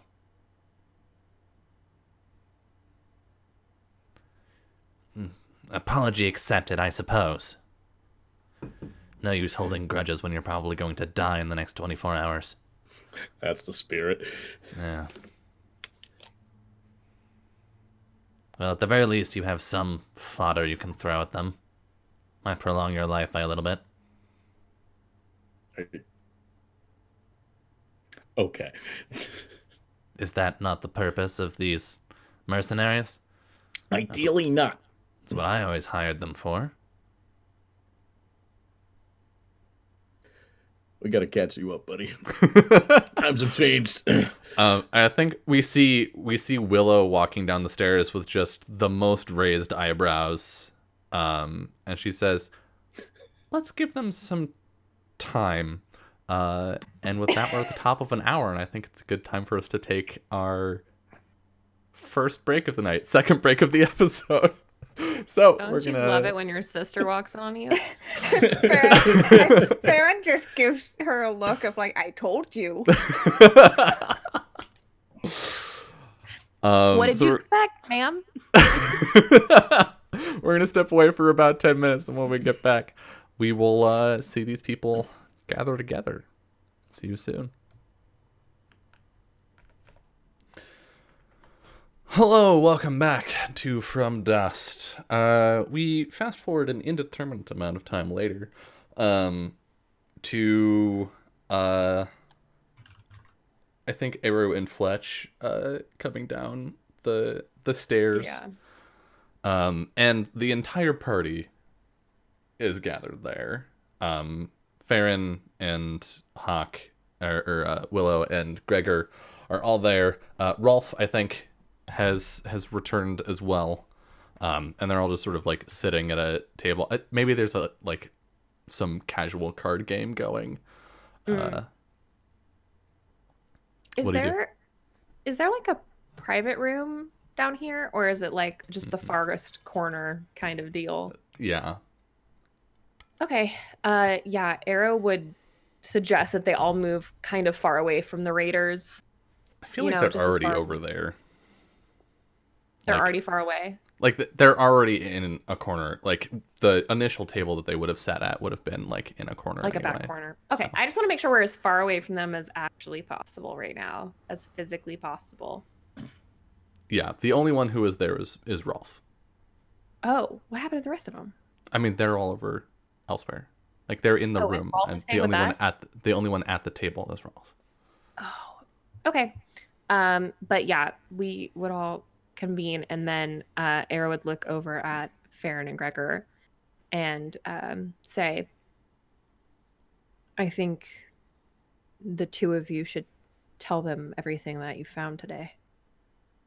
Just so we're all going in as prepared as possible to know what we need to protect, what they're after. You sure about that?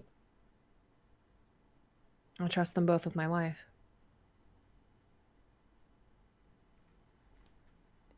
I'm sensing a little bit of awkward tension with my presence.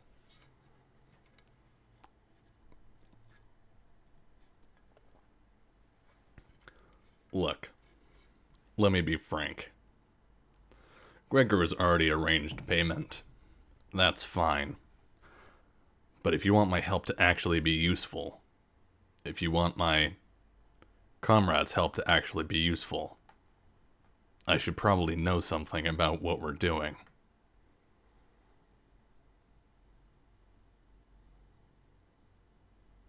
Arrow looks back at Farron and says, the tree. Just tell him about the tree. Meaning, like, you don't need to tell him about the city bits. You don't need to tell him about the people. You can tell him about what we're protecting without giving away literally everything else.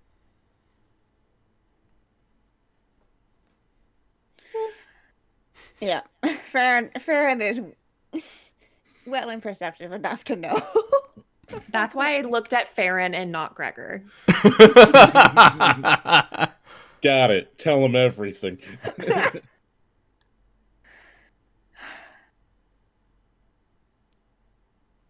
It'll sound like a fairy tale, but you're already getting deep into magic anyways with this, so I hope you're ready. Mm-hmm. There is what I suppose could be called the Fire of Life that happens to hide in this forest at the roots of a very specific tree. The person who is in charge of the undead that we're about to go into, if not face, wants that. So it's a siege. It's almost like a treasure hunt first. We have to find it before she does.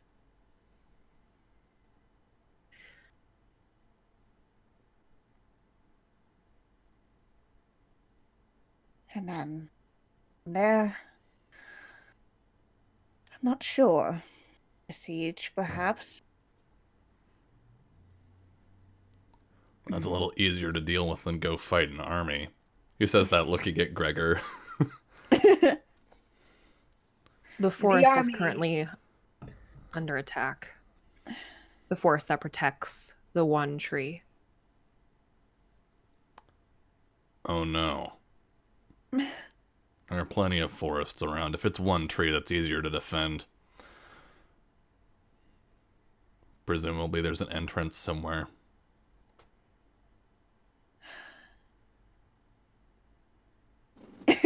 Fair to remembering that the only portal to know.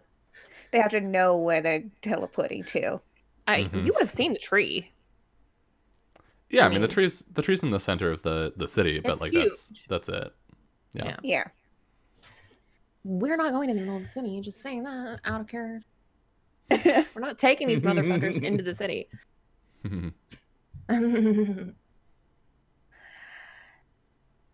Gregor will speak up. That's why I mentioned before that you're not going to be with us.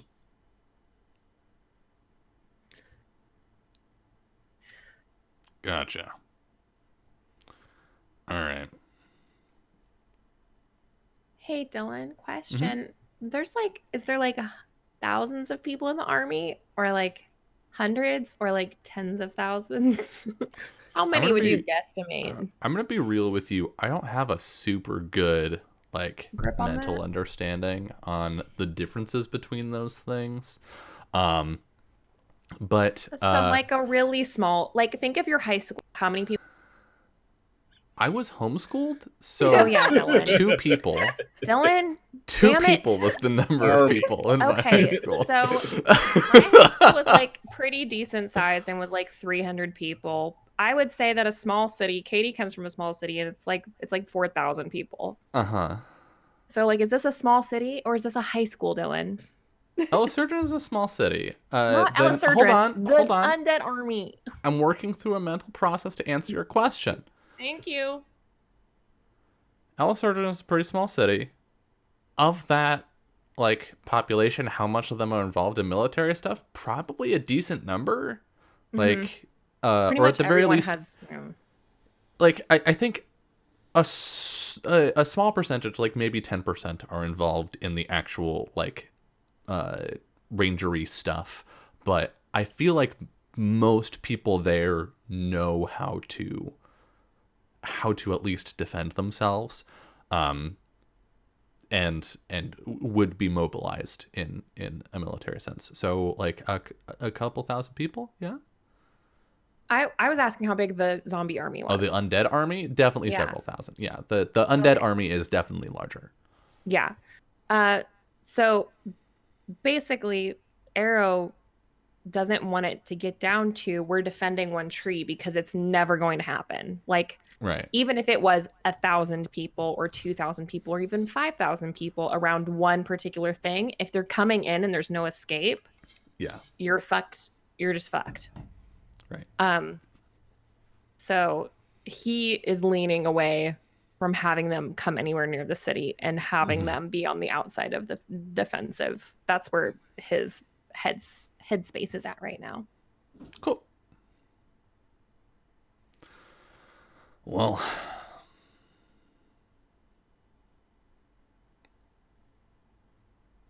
sounds like enough context. You just need to kill time. Get this thing. Get it away. Something like that. More or less. All right. And for numbers' sake, this is a lot of enemies that we're talking about. Yeah. To be clear, we're not an army. I'm very well aware of that. I may be a bard, but I'm not completely unwise on military tactics. That remains to be seen. The good news is that these are undead and they don't think for themselves. There is a person controlling them, a hive mind. They should be able to be easier to take out than your average enemy who thinks independently. All right. We can make noise. If that's what you need, you'll have it. I think that's a pretty good start.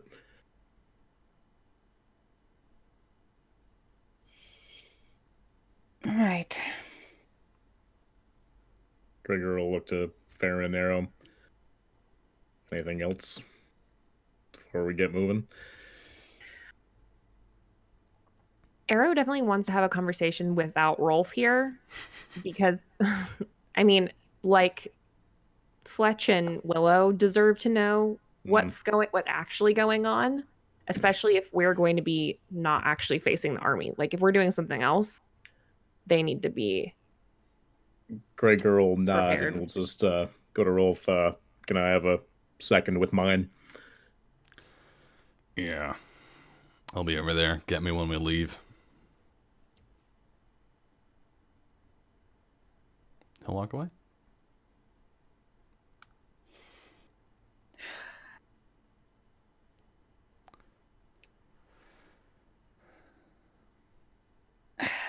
All right, so Internet, please. No. I like that. Okay, I'm back, but I like that it keeps happening at the beginning of statements.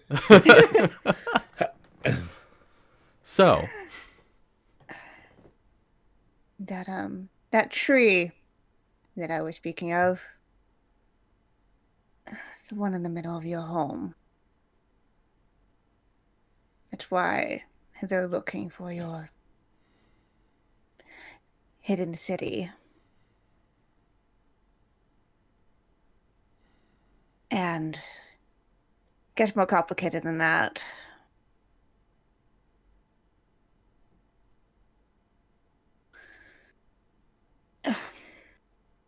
The person who is looking for this has used the Fire of Life before because she's the one that made all of us.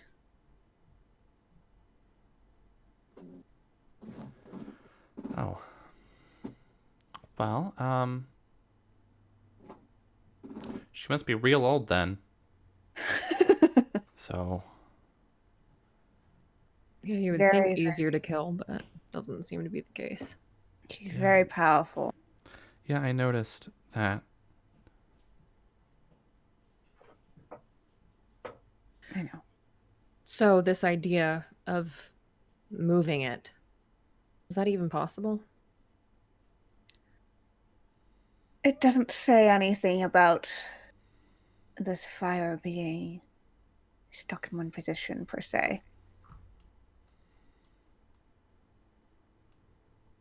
It simply says that it's rooted there for now, hidden. If we do move it, what do we think that'll do to the forest? To the city? It could ruin everything, couldn't it? Take away the magic that protects it. I am not too well versed in this type of magic, I'll have to admit. But Maybe we it's can use all it to about- draw her out. that is possible. If it's a fire, then it can spread, right? It can be in two places at once. Worth a try. Question is, what do we do after we draw her out? We take her out. Willow and Fletch both nod. Farrah is just like... Brute force is not going to be everything with this. It's not going to be nothing. It's a very easy way to get killed. At the end of the day, the longer that she exists, the more potential she has to grow this army, to continue to foster it. If she's gone, they're gone. There's nothing left keeping them here. We don't have another way. If she continues to thrive, live wherever she may be, even if we wiped out the entire army, every single person that she took down after that would become a new soldier for her. I know what we have to do, but how do we do it? How do we get in there? I did, I think, some damage to her. Huh. I think I could do it again. And I think that one of us has a weapon that could be very useful. Looking very pointedly at Farron.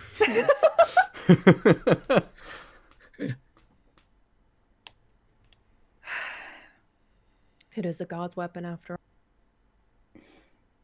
A god's weapon against the creators before God.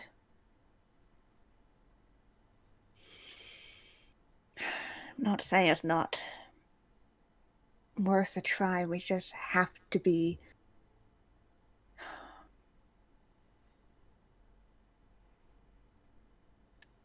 any form of story that comes from these things come from the fact that the people who went into these battles were prepared for it in some way, and usually not just brute forcing their way through, not just any attacks. How much more prepared can we be than knowing what she's after? If we know what she wants, we know where she'll go. The raiders and the Yellow Surgeon can hold her off for some time, I think. We could get down there. We can see if it is splittable. We should try and spread the fire. Half of us can take one and move it away, just in case. The other half can draw her out.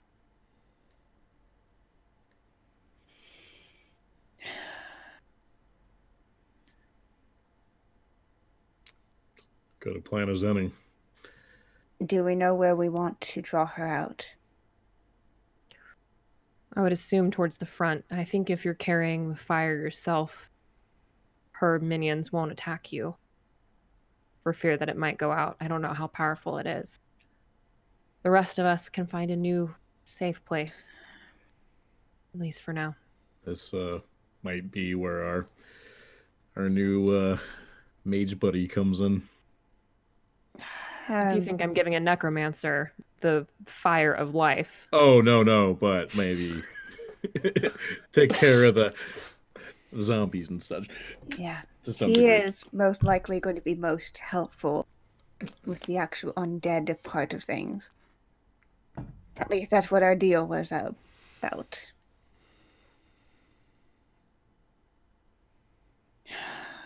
All he asked for was the weapon. Not anything else, right? Just a weapon. Maybe he can put it to good use. I hope so. But does that mean the three of you would go forward? You, Farron, Gregor, and the necromancer. The three of us would split off. No. No, why? They've been with you long enough. You owe it to them.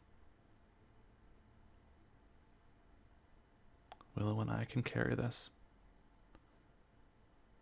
If we have to.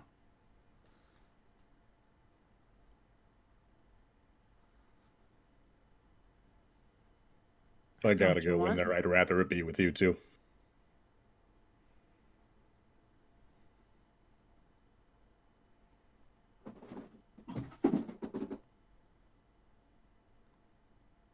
Well, I'll guess we'll see who's still standing when the time.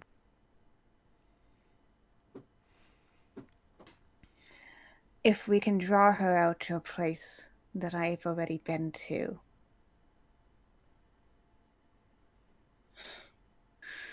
I can bamf us once.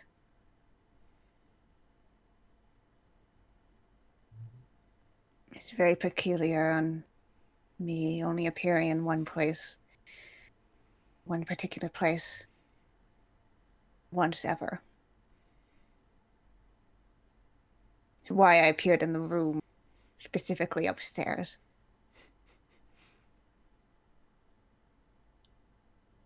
What about that town they already ran through? The town or the hill beside. Front lines of the forest. You've seen all those places, Farron, and you've only been to each of them once. The cage, even, where we freed Willow. The underground. There are plenty of places that we have only stepped through that you could return to. That would get us close enough. Or far enough.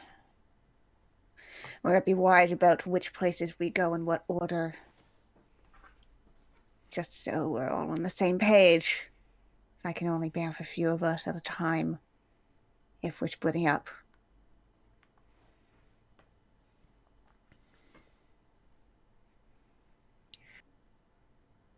This plan only works if the fire is even able to be split. We should get to it first. So I drop off those who you don't want around where exactly? I'm going to be needing to do several trips. Yeah, I think that the best plan here is to drop them off at the tree line where we last saw the tree line. Mm-hmm. Obviously, that could be a little bit dangerous, but we all walked through the forest together. So, I mean, I think you would be able to like say, if Farron happened to notice a really like, oh, that's a really mossy rock, we could just go there and then have them go forward. Rolf's Raiders and Necromancer, and then the rest of us go into the middle of the city. There's also the mountains / hills that we were over initially. Over. Yeah. Mm-hmm. I think either of those would work. I think the mountains would be good for getting a bigger picture of how big the army is and where the forest line is at. And then we can just teleport into like my mother's office or like the middle just square. Literally anywhere in Elasurgeon that I have been in. Yeah, you've been to the main square, which is right. Been to several places beside the tree. So you have options.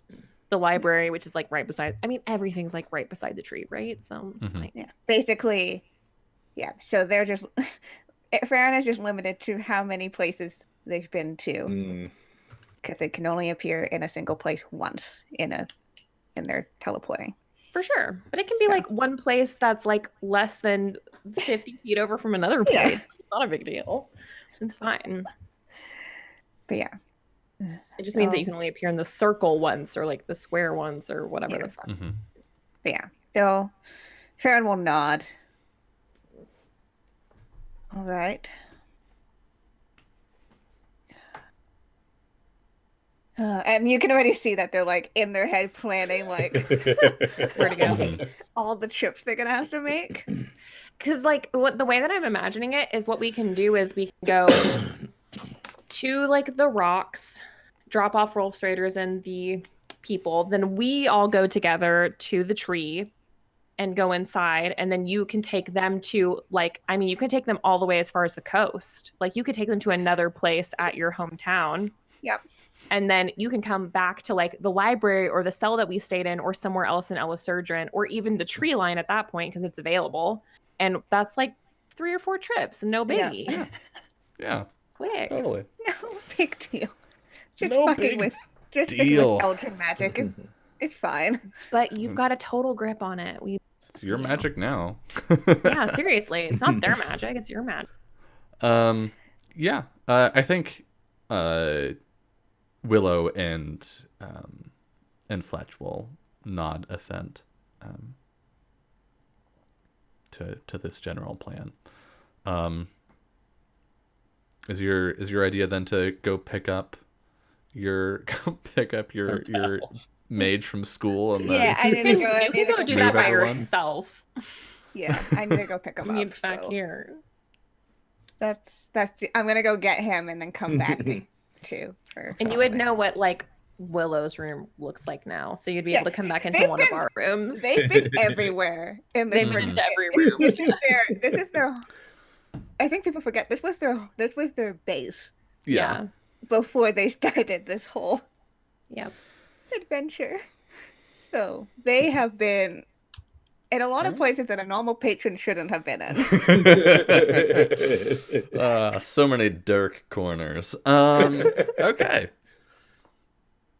Yeah. So Skullbreaker, any wartime insight? Any parting Plans words sound of good? wisdom? That sounds like a mess, but you're working with what you have. Okay.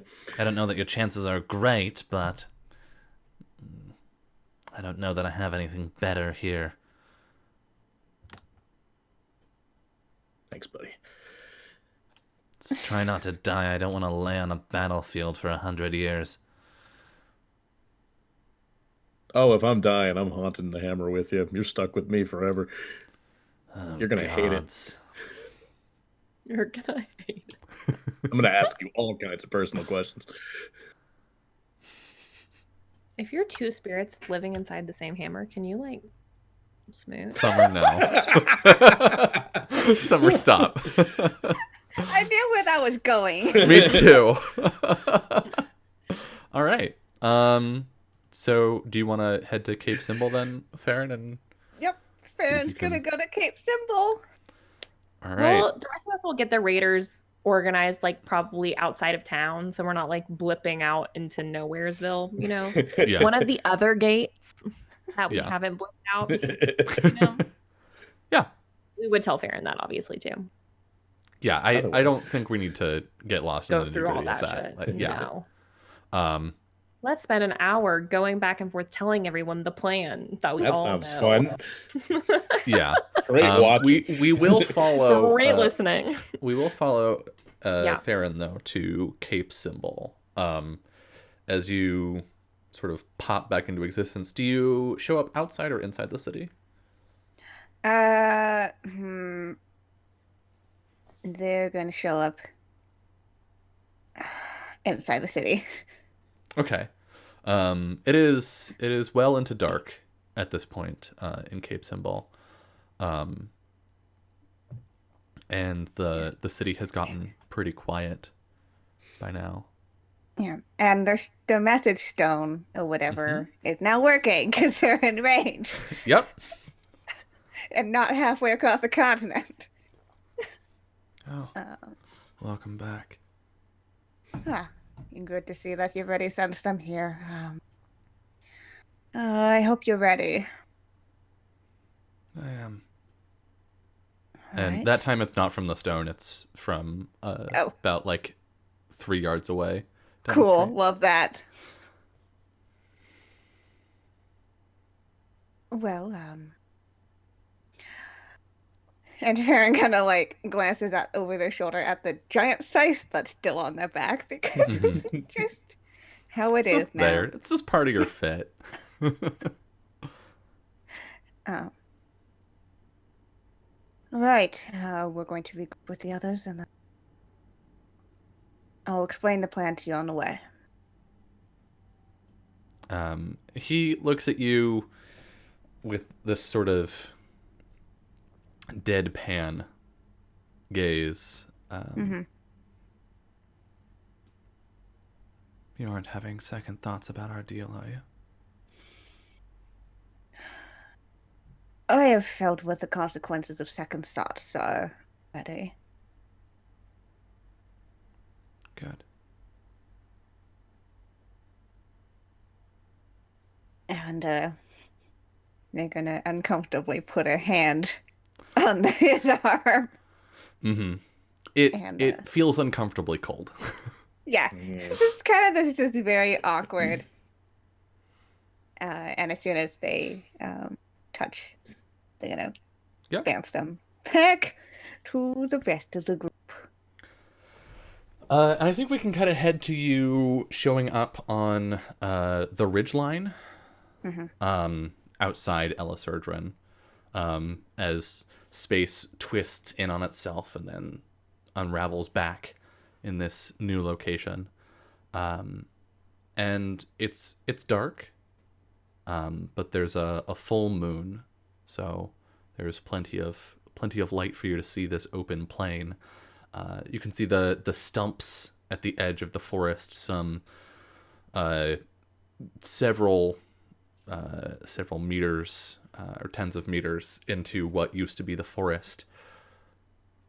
But you see an open, craggy wasteland, barren stone, where once there was an army.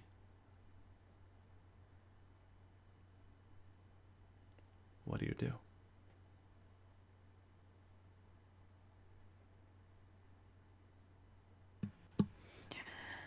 Well, good news or bad news? I'm inclined to believe the latter.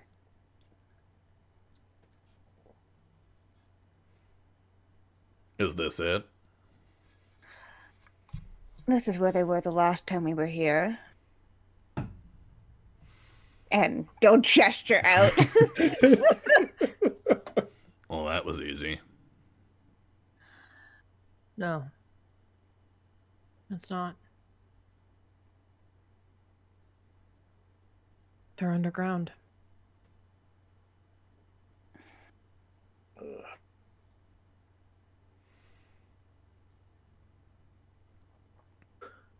We It was did, the didn't fastest we? way in, under the trees.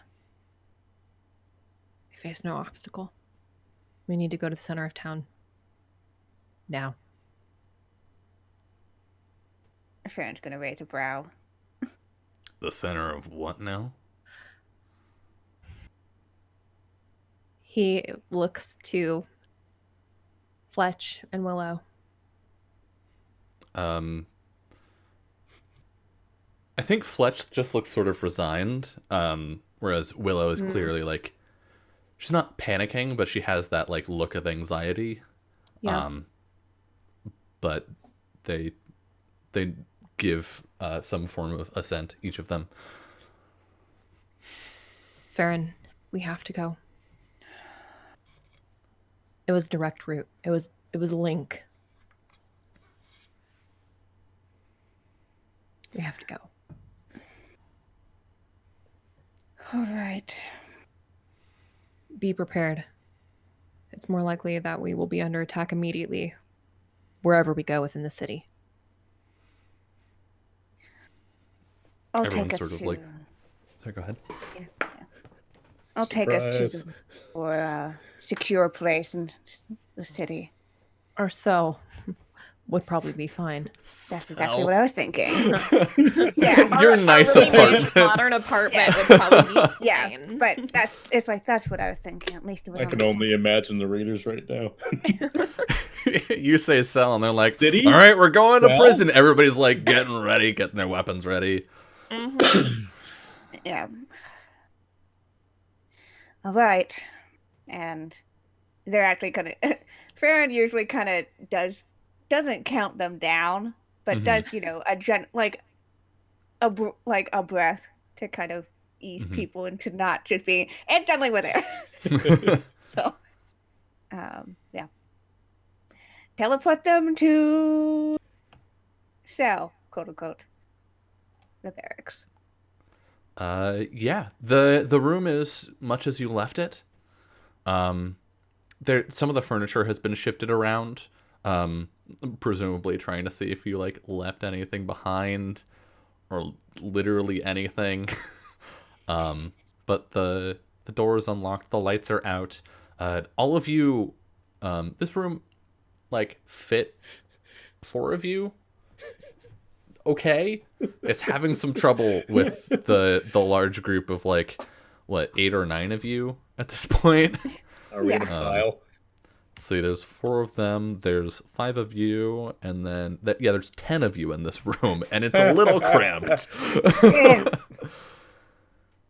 I open the door and start leading the way towards the center of the city where I know that it is.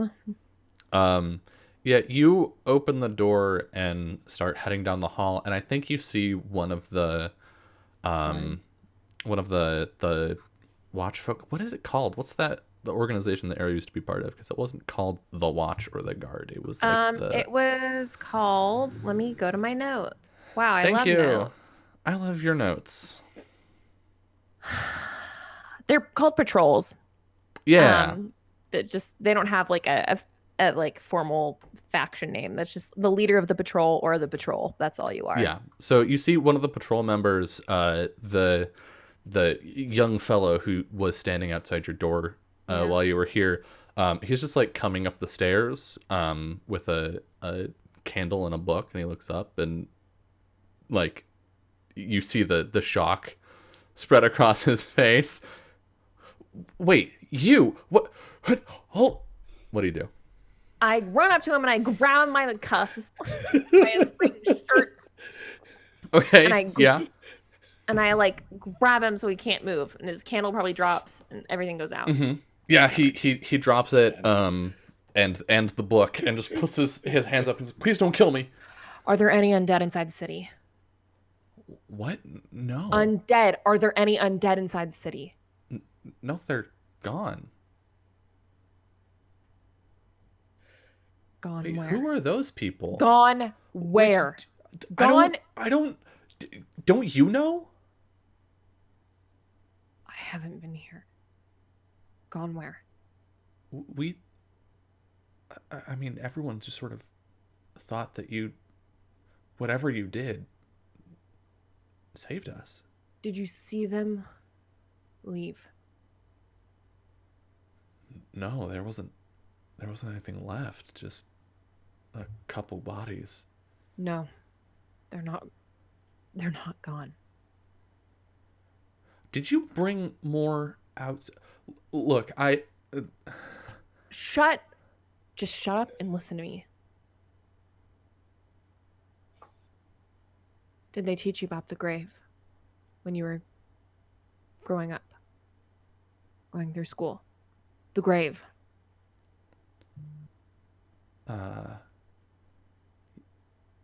Yeah. old city. Yeah, yes. They are in those tunnels. They're not gone. They are finding their way through the maze into the city as we speak. Do you understand what I'm saying to you? Fucking answer me. Do you understand what I'm saying to you? Yeah. Tell everyone. I would like you to parlay. Bitch, I will, and I will use all of my advantages that I doesn't exist in this. That's Fucking wrong hell. game. Okay, here we go. Wrong I game. know. I'm just kidding. I'm just kidding. I'm not. I'm gonna use my strength, Dylan, because I'm fucking bullying him. That's not what I rolled. That's not what I rolled. Don't look at that. Don't look at that. That Don't looks look like at what you rolled. No, I didn't roll that. I literally didn't roll that. I didn't even click that. Wait. No. Wait, what did I roll? A 3? Yeah. Add 1. From what? Ooh. I didn't click the right stat. Oh, okay. You have a 0 in strength, by the way. Your strength and What? charisma are literally the same. Yeah. Oh. Just kidding. So Mark XP. Why did I think I was really strong? Great performance, though. Oh my god, I thought I was really strong for a second. No, this can't be right. He nods frantically, like, yeah, okay, yeah, okay. And do you let him go? I don't want to have to threaten to kill him. Oh, but do you let him go? Yes, I'm gonna let him go. We don't have time to waste with stupid ass. I know what he's gonna do. He's gonna pick up his book and he's gonna keep reading by candlelight because he's not fucking listening to me. No, he runs off. Oh. But I failed, Dylan. You know, I this know. is going to tell your mother, likely.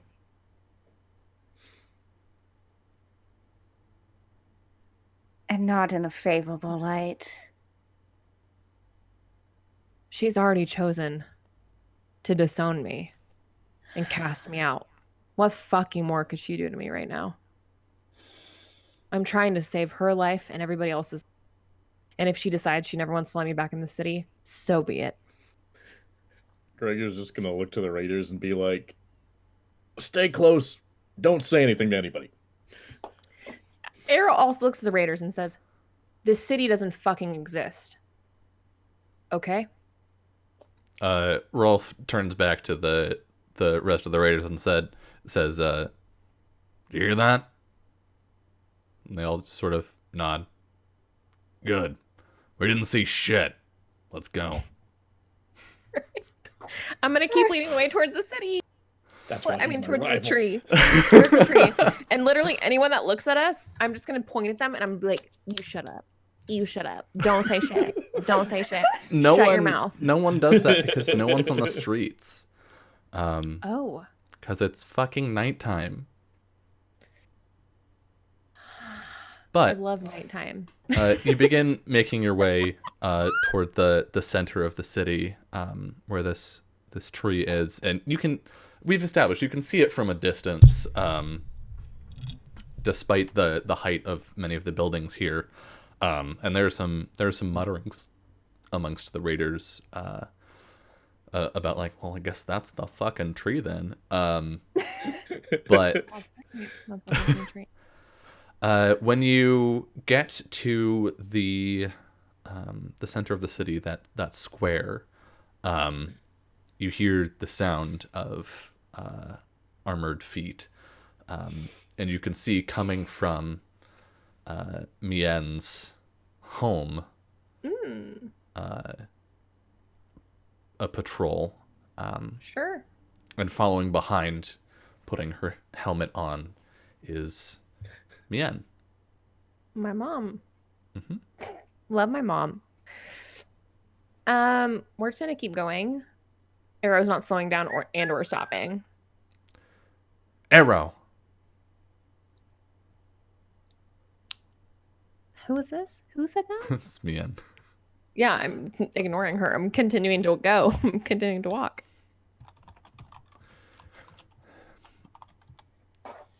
If you continue your advance, you will be fired upon.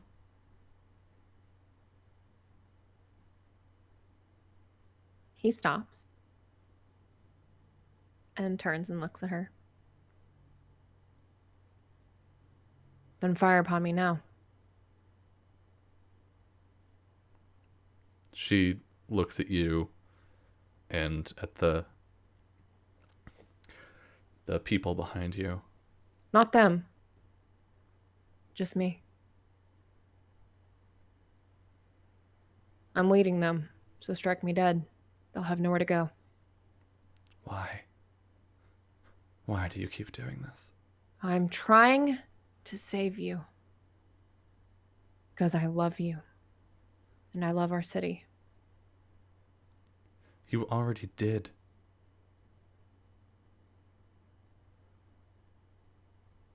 No. I showed them an easier way in. It was unintentional. But they are in the grave. Mother. They are on their way here, underground, beneath the roots that stopped them previously. They will probably be here in a matter of hours, maybe minutes. So if you intend to stop me, then stop me. But if you want my help, then let me go.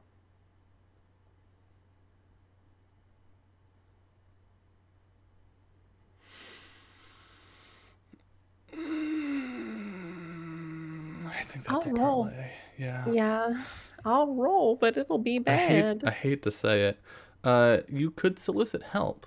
Helping is a mechanic in this game. Help. If people want to say SOS. in what way they do Gregor, I would love your help right now because I have 2 bonds with you.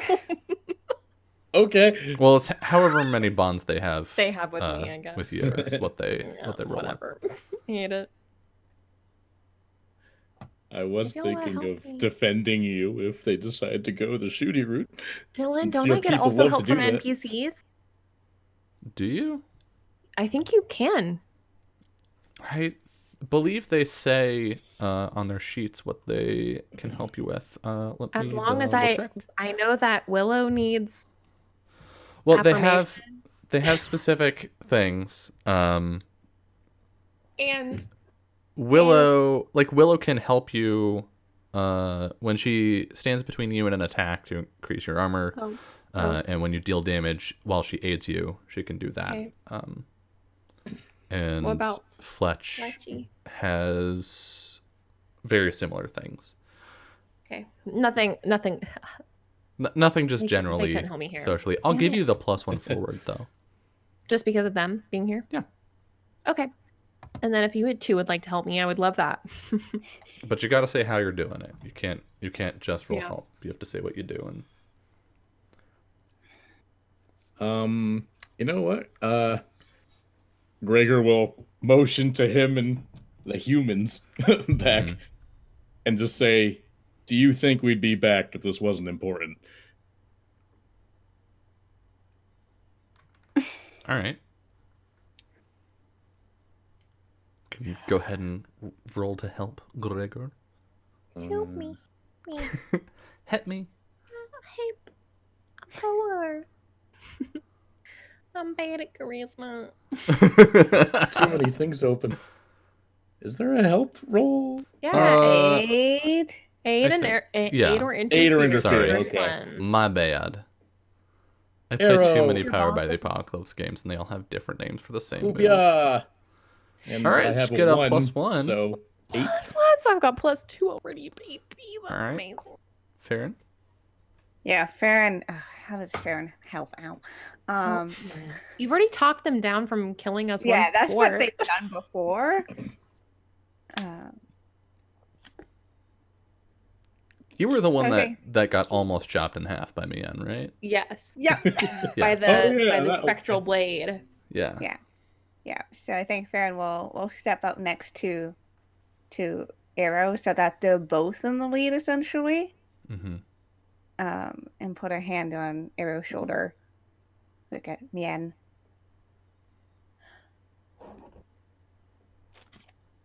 I've spoken how sincere Arrow's words have been before. This is no different.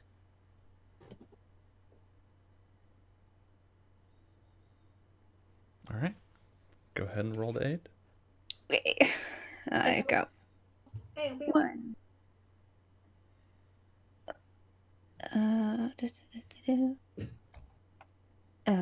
Nope, have to go through the bonds. Hold on. It should be at the top of your move section, I think. Aid or interfere. Yeah. And I think you have. I think the Elisurdran elves bond counts Have- for. Hello, Arrow. roll? Yeah. I clicked the roll. Please, roll 20. Help. Try again. Did you click the name or just the arrow on the right? You gotta. Oh, There there it you is. go. Hey. And then with Nine. a +1, did you put So the now I have +1 in +3. already? Did you put the +1 in? Hmm? Kenna? When you rolled aid. No, I didn't put in the +1. I just rolled for bond. So and it's clicked payment. and selected that bond. Oh, okay. Then yeah, that's included Yeah. in. So you have +3 right now, arrow. And Okay. before you roll though, I think this is Yes. a good time for us to go to our next break. Right now? Can't we roll for feel what happened? No! So we're gonna step away, and when we Plus get three. back, Nobody knows that. when we get back, we'll see if Summer has survived the break. See you soon. Hello and welcome back to From Dust. Summer, Arrow, You would want you something? please roll parlay with a Can I help total you? of +3? Okay. 11. Motherfucker. All right. So on a 10+, they ask you for something, and do it if you make them a promise first. I'd love to hear what she asked for. She looks at you, and she looks at Gregor, and she Oh, looks no. at Farron. And when she reaches Farron, she says, "You're ready to die?"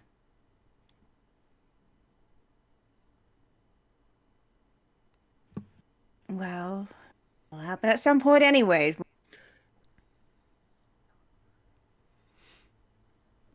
She looks at As Gregor. much as I have to. As much as I thought that sounded appropriately stupid.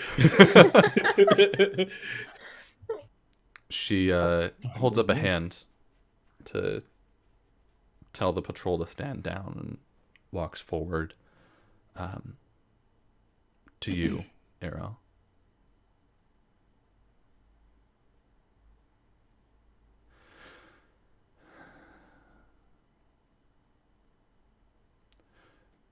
Tarathiel told me what you did to him. I was furious. How could you be so petty?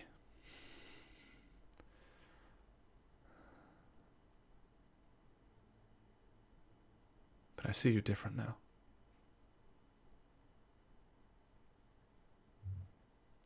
When the earth shook, whatever you did out there, the army was gone.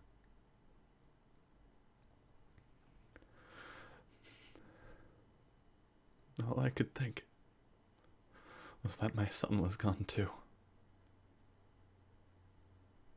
Looks at Willow, my daughter.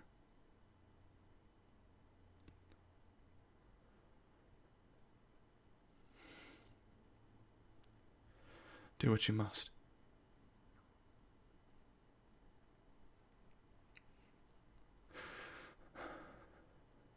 But don't make me live through that again.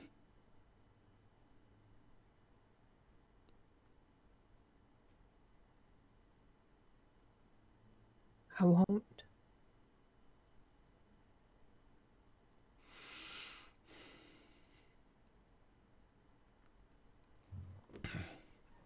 She steps back and turns to the patrol. Gather everyone. And they nod and continue off. What do you do? I think he reaches out and grabs her wrist to pull her and to hug her. Yeah. It's uncomfortable. She's wearing armor. But Sure. I don't think that stops either of you. No. And it doesn't stop her from pulling Willow in either. She grips each of your shoulders tightly.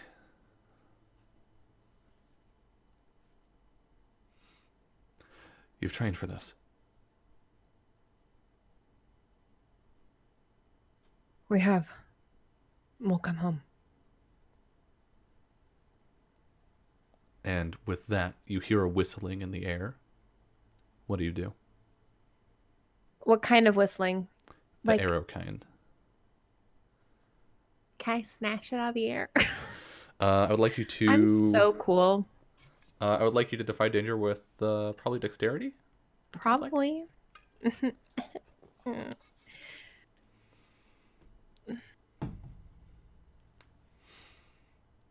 Oh, yeah. I'm dexterous as fuck. You hear this whistle and catch the arrow as it's flying directly for Mien. It is an elvish arrow. And you can see in the gloomy darkness an elf in a window. Bitch, gonna get it. I'm literally turning around. I'm drawing my bow fast as fuck, and I'm firing the same arrow back at their head. All right. Go ahead and roll volley. I would love to. 12. Goodbye to them. Yeah. Jesus Christ. Deal your damage. I'd love to. Wait, how do I do that? I have to hit this button. Wait, I get extra damage now.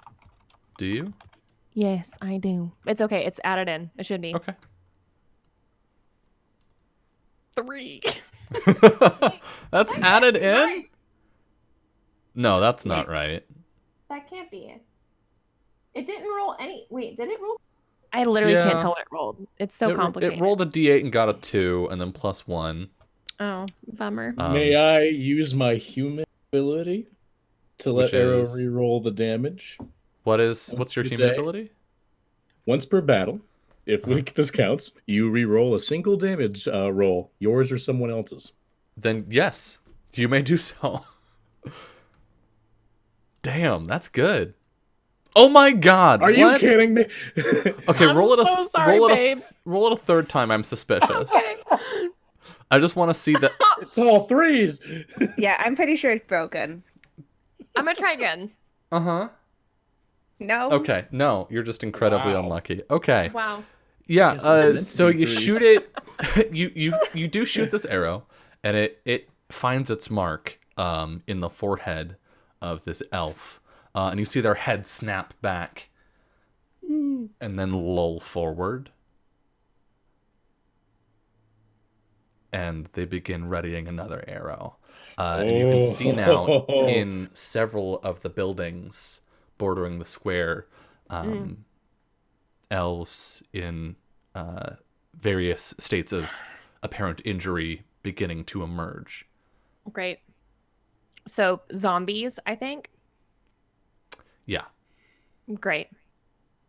I'm going to push hard Nibi, Mian, a mother, back towards her troop and say, go. And I'm going to flag my group forward towards the tree. I'm not going to stop to engage in this battle because this is obviously going to escalate very quickly if they found their way into the city. So we need to get to the fire as fast as possible. So no more fighting for Arrow, going to the fire. Yeah. Okay. Mien goes back to the part of the patrol that remains and begins issuing orders. Several of them run off to other parts of the city. I think Rolf brings the raiders up into formation behind you.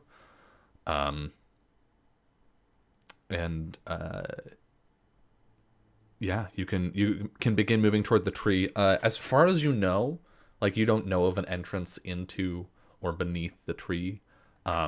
So it will take some effort to find that. I'd be happy to roll for anything like that. Hold on. What Sure. are Gregor and Farron doing? Following Arrow. Following Arrow, yeah, 100%. Arrow knows what here. Okay, you are being shot at, I will say. I guess maybe I'll stay with the group, but stay like in a direction and try to keep up a defensive position. Try to keep any like rogue arrows that are coming. Would you like to roll to protect someone then? Sure.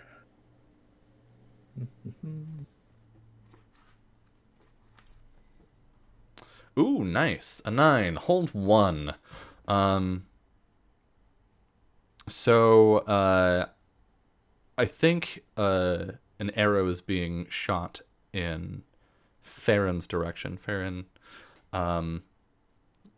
what do you do? I'm assuming it's not just take it, but you have options. Fun times. Farron with armor. I think they're just gonna start moving and trying to dodge as much as possible. All right, go ahead and defy danger. Yep. Defy danger. I'm assuming probably dexterity mix.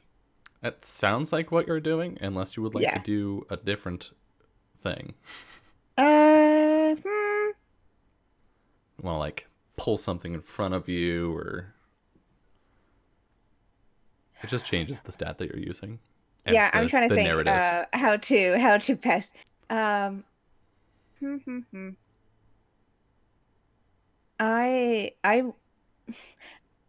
want to argue for intelligence. Okay. Oh, One. my internet cut out for the beginning of your argument for intelligence. So go back to the beginning. Lobby. Well, they have been around people. They have been able to see the behavior of people who shoot arrows. They know what general trajectories. They probably are able to kind of pick up the general areas things are coming from. They want to basically take a not quite like a, you know how you zigzag, like they're creating a path that is not necessarily like the most straightforward, Right. but You're picking the safest path forward. Yeah, strategically. Yeah. That Cool. sounds like quick thinking to me. Yeah. Defy danger, please. Nope. Goddamn. Mark experience. Yep. So Farron is Ow. going to be shot with an arrow. If you would like to spend your hold, Gregor, you are allowed to do so. Yes, I would like to half the attack's damage. Cool. Let me roll this d6. All right, you take 1 point of damage, Farron. Cool. As it glances suddenly off of Gregor's shield, and I think maybe like nicks your cheek. Not my face. The face. It's a shallow cut. It won't scar. It look cool. And Arrow, you wanted to poke around the tree? I'd love to. All right. I'm trying to think if I have any spells for this, because I have spells now. LOL. You do. No. Mm-mm. No. I think this is a discern realities Sure. because you're closely examining a situation, studying a situation or person. Can I have a +1 because I know this place? Yeah, that's reasonable. Thank you. So just add a +1 to whatever this is. Oh, like you need it. All right. Ask 3 questions and take +1 Okay. forward when acting on the answers. What here is useful or valuable to me? Oh, the entrance. Yeah, that's what I'm talking about here. Yeah, you find it. There is a particular tangle of roots that creates a small, like, twisting passageway underneath the tree and leads to a heavy stone door. What is about to happen?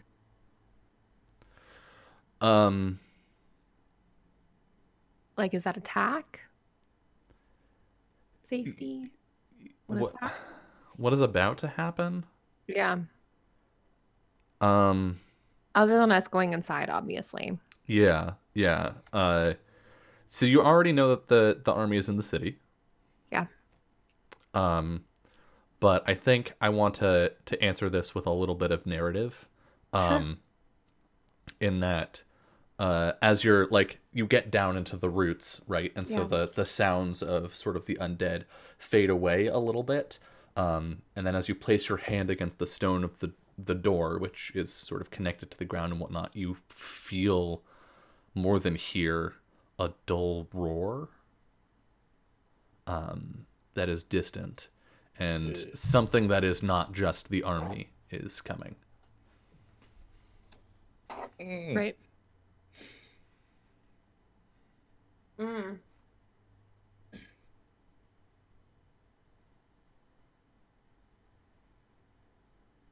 Who is really in control here? Ilmogara. Okay. The reason I asked that particular question is because I get +1 forward on acting on any of the answers. So I would just rather know. Yeah, so I can act against her, basically. And this surprise attack definitely gives her a major upper hand here. And that much is obvious based just on the sheer number of recently turned elves you're seeing in the square. All right. Or we get everyone into the entrance and down into the tree. I think when that happens, Rolf says, "You go on ahead. We'll hold your escape."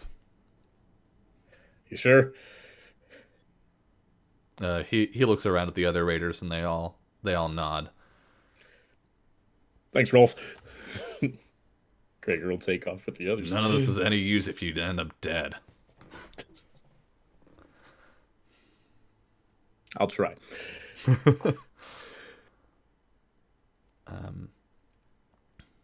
And you begin heading down into the passageway. It's a little strange going from the winding natural growth of the tree's roots to the carved stone, which is clearly ancient Elvish in nature. And after a short time, as the sounds of battle just sort of die away, you're left with the sounds of stale air moving for the first time, probably in centuries. Some faint dripping here and there.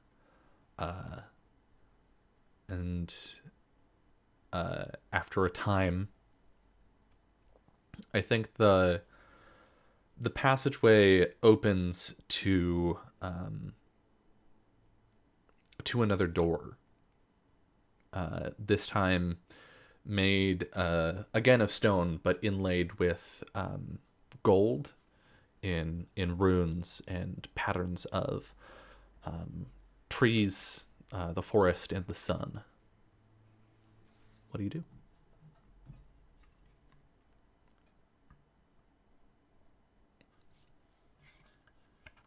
I'm going ahead. Oh. I think that these doors in particular, Arrow pauses to open with reverence. Mm-hmm. More slowly. I mean, given the obvious time restraints that we're under right now, right? Mm-hmm. He's still pausing to like pay respect to this piece of his heritage before he goes to open the doors. But I know this seems stupid. He really does not believe that they'd be trapped or like anything in any way. Because supposedly the only people who would ever be allowed down here would be the speakers, right? Yeah. So speakers for the forest, speakers for the past, whoever they may be, would be the only people who would ever be down in this passage. This door does not open. Does it feel like the other locked one. or does it feel stuck?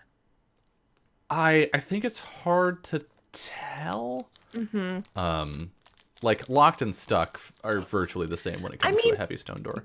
There's like yeah, for sure. I feel like there's more of a difference, like moss boarding it up where it starts to bow and then gets stuck versus a lock where it wouldn't move past this like middle point.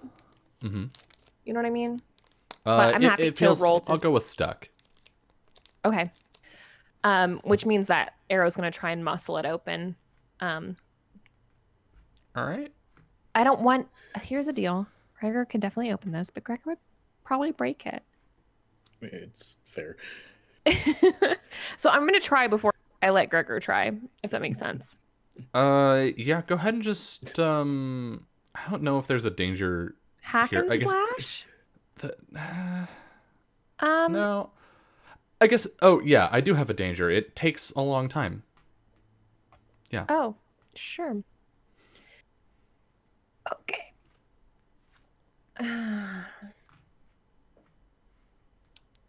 That's it.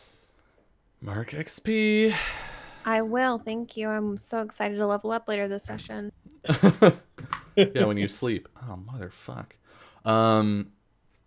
You sort of brace yourself against the door and push and push.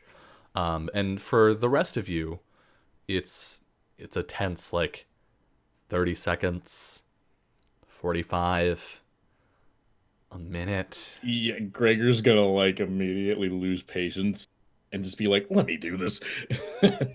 Come forward. I think Arrow waved you off. I'm not I'm not trying to do this with just muscle, Gregor. I'm trying to be careful. I don't care if, I mean, obviously, I care if we all die down here, but if there's nothing left of us but this door. Greg is going to cut roots, you off. and this. I will try to be careful. You're going to try to be careful. I am going to be careful.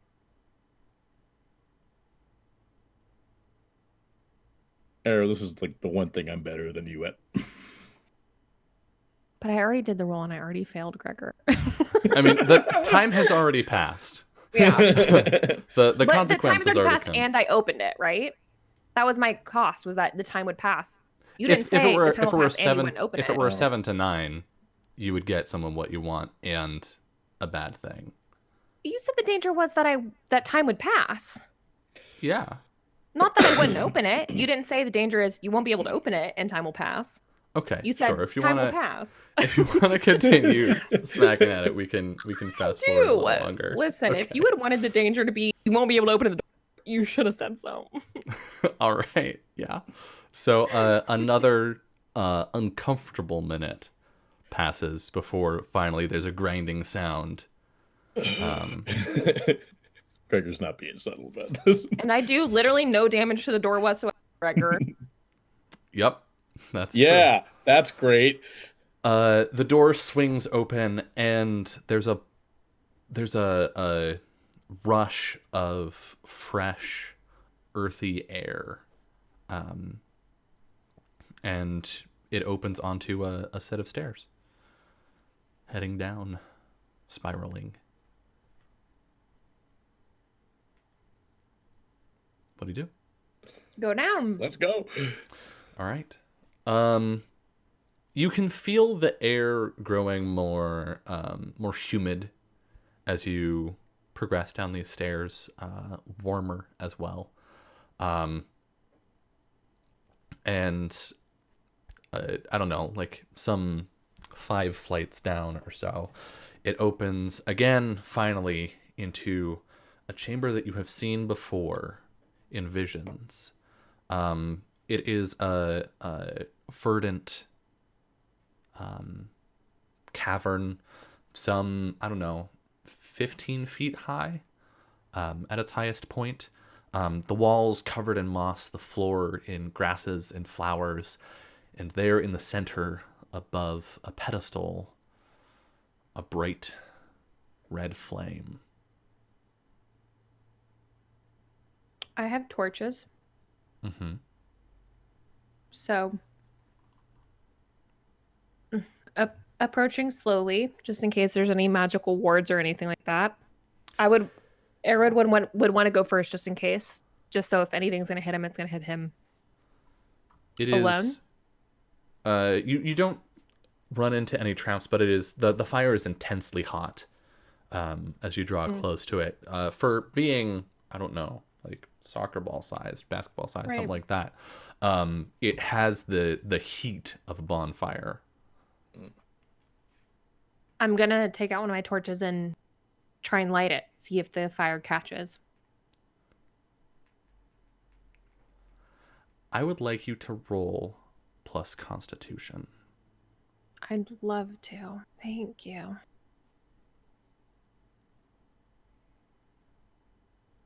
That's a 4. Do I die? That's a miss. You don't die. Okay. The conflagration of raw vitality does burn you though. You so mark experience. And then as you reach forward, you can't get close enough before you shy away from the heat. And it burns you for 7 points of damage. Oof. Ignoring armor. And you can see, you wear leather armor, right? You see as your arm reaches out these like sprouts and shoots of greenery growing out of the crevices and cracks of your armor. Oh. Does it make my armor better? No. Well, that's annoying. It hurts though. Yeah, I think you all would see Arrow recoiled from the fire with the torch still unlit. And he would hold it out to you, Gregor. Well, It's and like gesturing to his armor. It's magical and hot. well, Be I've careful. been on fire before. Also, Arrow looks at half of the health that he was previously, which was half of his total health. So Oh yeah, right. So you're looks at bad. I'm at 6 out of 6. 23. Yep. He looks not good. Farron wants to do some magic. Yeah. Please. Farron would like to panic. That's a free action. But they're also gonna hum. You know what? They're gonna hum Viridia's song. Classic. As he puts a hand on Arrow's arm. And we see the little. I can't remember the colors anymore. It's been so long since I've done magic. I think green is your healing. Yeah, I think green's heal. And was 12. Oh, yeah. That was good shit. Don't you also so have you get to, expanded things for that? Yes, I believe so. I have so many magic things. I think I updated. I think I updated it in the arcade arts. I think it's Eldritch Tones. Is the Eldritch Tones? Yeah, allowing you to choose 2 effects instead of 1. Gotcha. Yeah. So, up on a 12 plus, up to 2 allies get the selected effects. I don't know if anyone else needs heals. I'm good. You do. Okay. You're down 1 HP. I am down a single. Yeah, so I will heal myself again. Might as fucking well. Yeah, so I'm going to do heal 2d8 damage. And my second effect is 1d4 forward to damage. Okay. Nice. Is that how long does the 1d4 last? Just next roll? It's forward. Yeah, forward. So your next damage. Heal me, baby. 2d8. At least 1, please. Oh, Jesus Christ. I love healing 2 points of damage. I feel like we can safely say that Farron heals himself for 2. Yes. And then go ahead and roll. Roll for your own shit. Roll my own? Yes. Yeah. Heal yourself. 2d6 or 2d8? 2d8. 2d8. Which is why 2 is so bad. There you go. 6. Jesus. Up to half health again. Hey. Wow, I'm 1 less than I was before. Yeah, I Farron's think voice is real shaky. we can see several of the sprouts and plants on your arm like bloom into small flowers with the healing magic. Gregor? Gregor's gonna settle his shield onto his back. I'll lower an armor point for that. Yeah, let's see if it does that automatically. It does. Cool. And Constitution. Yep. Yeah, I'll have a skull breaker in one hand and the torch in the other. And don't suck. A 9. On a 7 to 9, pick 1. The conflagration of raw vitality does not burn you. You can bend the energies of life to bring life where it was not before. Or, your actions do not have far-reaching consequences you do not predict. Whoa. I'm gonna go with my actions don't have the far-reaching consequences. Okay, you're gonna take some damage. Okay. Get my dice over here. And yes, I am rolling with my fancy obsidian dice because I don't get an excuse to use them and I want to. Ooh. The session feels appropriate. Ooh, that's another 7. Oh, okay. So down to 20. Yep. Oh no. Oh no. And holding the torch out, I think you can see the fire spreads down the torch, and the where it reaches the wood of the handle, it begins sprouting branches and leaves. You can only obtain a small flame off of this. And it's like essentially a candlelight at the end of the torch, as this sort of small tree or shrub begins to grow around and along the flame. Whoa. I guess this is it. Think it's enough to draw him away? We need a second one. A second one. I have another torch. Hello. I think Fletch puts a hand on your shoulder, Arrow. Arrow. We already have two. Do we? She looks at, there's like the flame in the middle of the room, and then there's the torch. They're going to keep coming for this one. If they make it to this one, they'll have obviously already made it to the first. We need to relocate the base flame.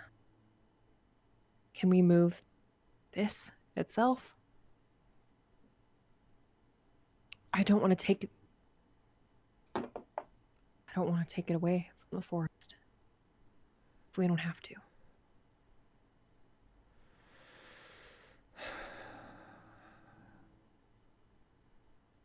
She looks at your arm and at Gregor's as well, which has similar effects.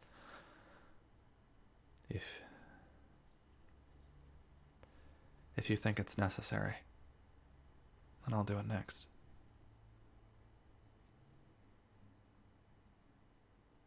Let me get it for you.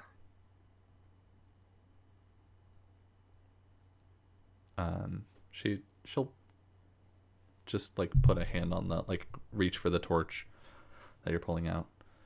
You're already hurt, Arrow. And you're not. Oh, So yeah. let me be hurt again. This is gonna be a parlay. Motherfucker. I will do my best.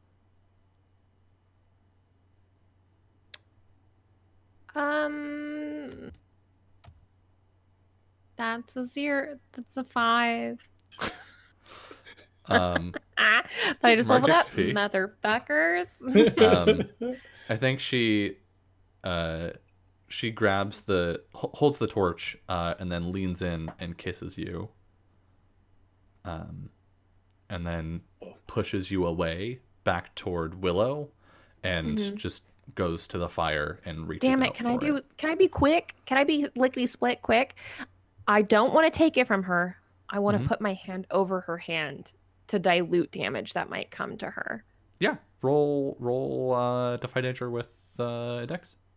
Lickety split. I'm so quick. Another 6. I suck at this. Wow, the dice really hate you tonight. A song in 2 parts. I'm gonna give it to you. Wow, thank you. You're welcome.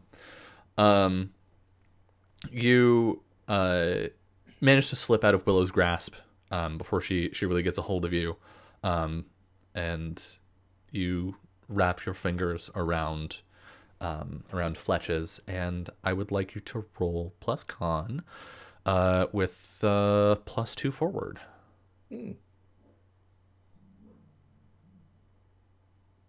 Add 2 to this in your little noggin. 11. On a 10 plus, get all 3. The conflagration of raw vitality does not burn you. You can bend the energies of life to bring life where it was not before, and your actions do not have far-reaching consequences you could not predict. you can light the torch. Is there something else you would also like to infuse those energies into? Cough. A vial of ashes. Cough. A vial of ashes? Do I have a vial of ashes? Are you talking about my friend? You have Rydia's ashes, yes. I do have them. Wow. I have multiple things belonging to Rydia at this point. Should I do the ashes? Is that the most... Should I do the ashes? There was a cough. There was a cough, but I have... I mean, I'm not I saying you also got have- it. No, you I didn't say put that. forward an idea, and I would love to hear what you actually want to do. Before you said Rydia's ashes, which I had, I was gonna just put them straight into Fletch. I was just gonna put the energies into Fletch, so that even if she dropped the torch, they'd be in her. That was my other idea. I'll accept it. But also, I have Rydia's holy symbol and Rydia's ashes, Whatever you And- want to do.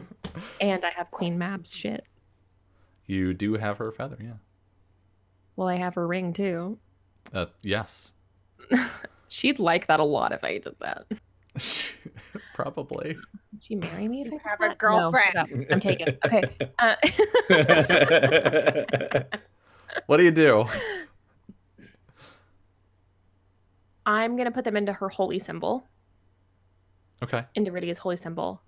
It was her brooch. Mm-hmm. And I unpin it from my things and I pin it onto Fletch. Okay.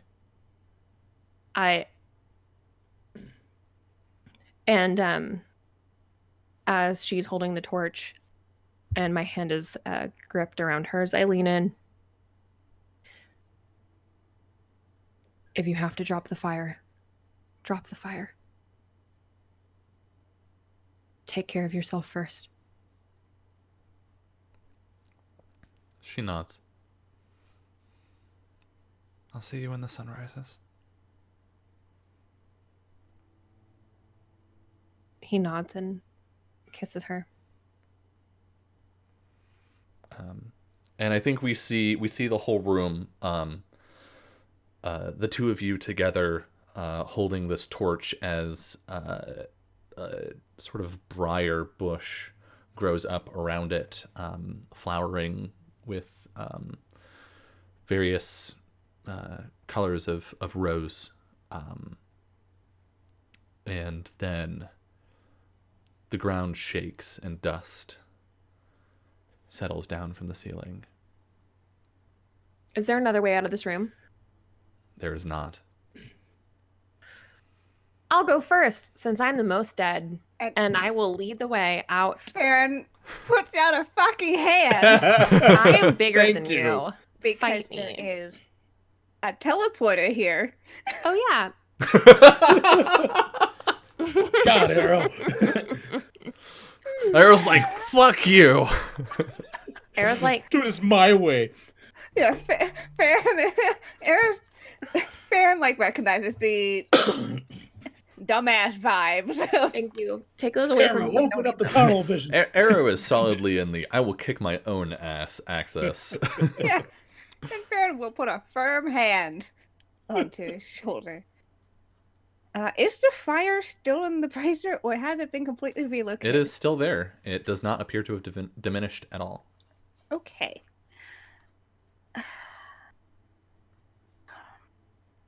Where do you want to go? Take them to your home. It's the furthest away. It's on the coast. They can find a safe spot for the fire there. Temporary. And do we want to try relocating the actual flame? No. It's the only thing that's keeping the forest as safe as it is.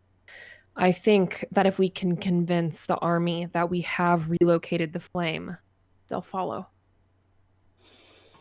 But all we need to do is have the second one drawn away from this spot. But we need to make sure that they see it, or that at least the queen bee sees it.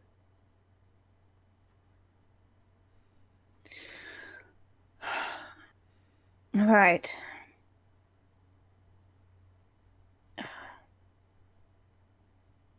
I'll take whoever needs to take the torch to safety right now.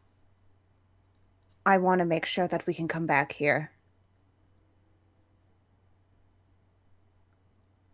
You should be able to come back to the spot, seeing as you've never teleported here before. No, I want to make sure that I may come back here in case of emergency. Then we'll meet you at the top of the stairs. All right.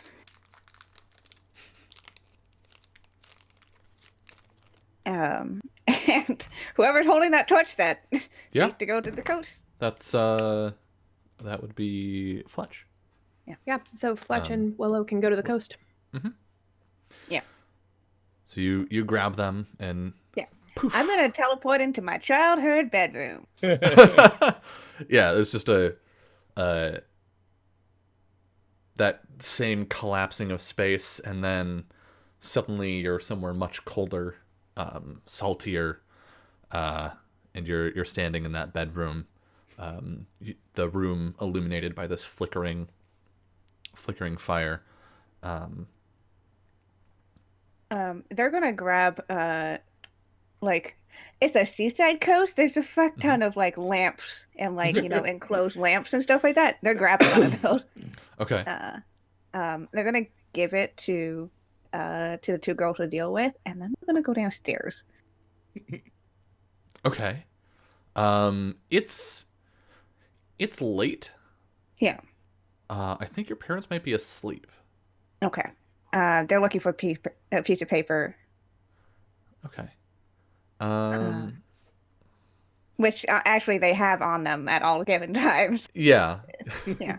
I kind of want you to roll to not make too much noise.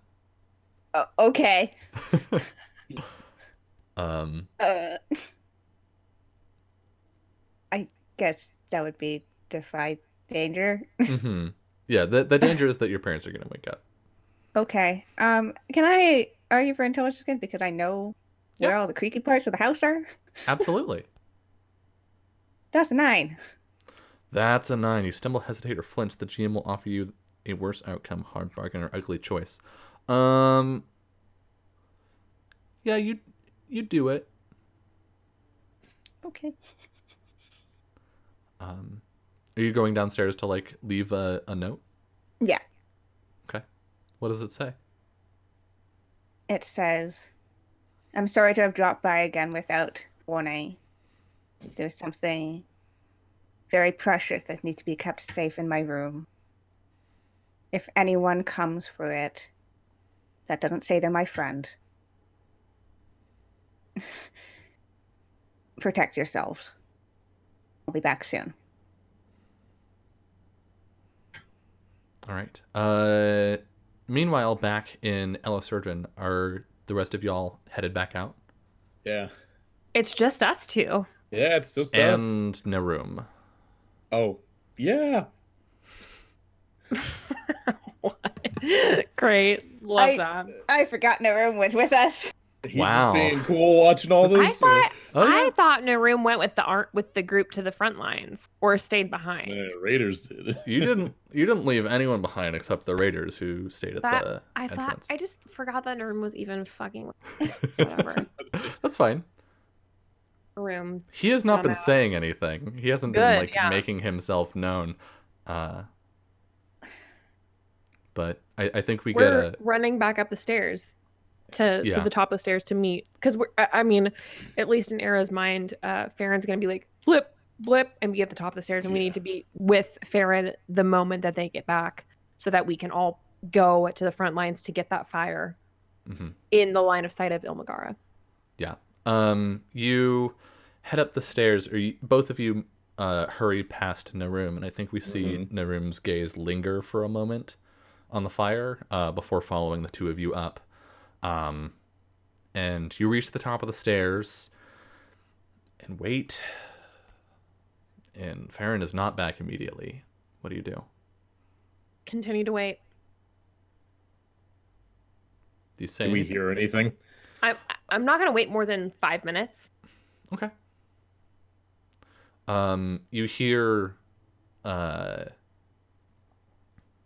some rumbling, some shaking, but nothing really discernible this far down. Huh. Come on, Farron. If they're not here soon, we need to go out and draw them away. I know. Farron will catch up. Give them a minute or two.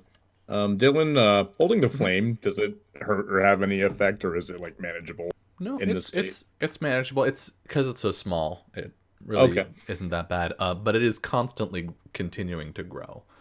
Okay. Can we hack away at that? Yeah. Okay. Just Yeah, this is getting big. I'm gonna You keep just it gotta pruned. prune it. yeah. I'm just gonna keep it pruned is the issue. Okay. Can I don't know if I can do like a recall, but the flame at the base of the tree, was it housed in anything in particular that was keeping it from growing? No. Like why wasn't there like surrounding bush of the fire is what my question is. Like, is the tree just the product of the flame? Yeah, pretty much. Okay. And the forest. Okay. Sure. Okay. Cool.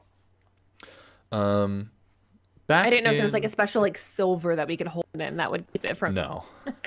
Okay, cool. Alas. Sure. How convenient that would be. Man, wouldn't that be great right now? In Cape Symbol, Perrin, you come back up the stairs, dodging the creepy creaky steps, and the creepy ones too. And there's a hushed argument happening between Willow and Fletch. That suddenly stops when you enter the room. Are you all good? I want you to take me back.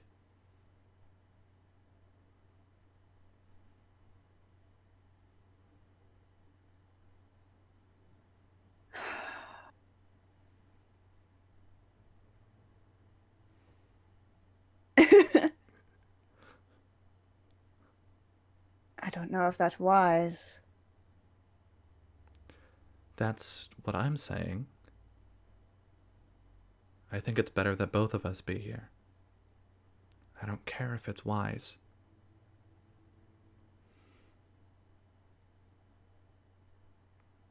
I told him I'd follow him anywhere. He told you to come here. To protect you and protect this. I didn't tell him I'd do what he said.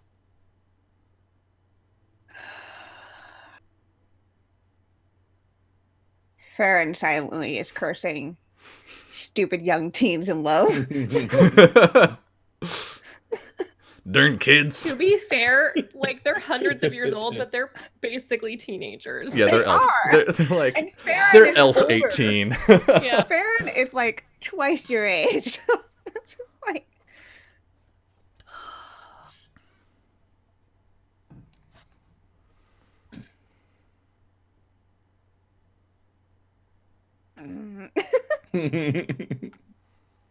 What do you do? Or should we go to our final break? and Go to find break. the sword? Okay. We're going to step away for a couple minutes, and when we return, we will find out what Farron's decision is. See you soon. We'll find out if I murdered Kiana on stream.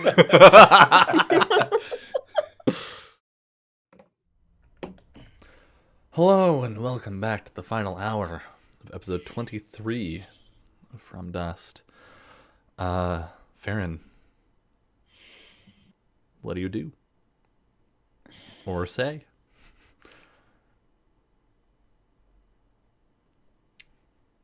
Farron's gonna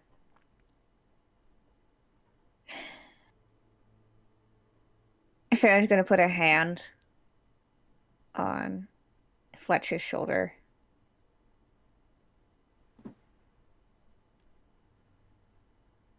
I understand where you're coming from.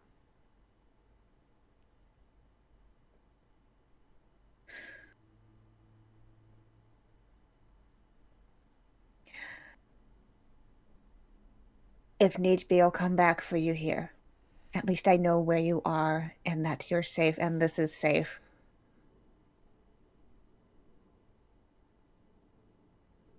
I don't think you understand.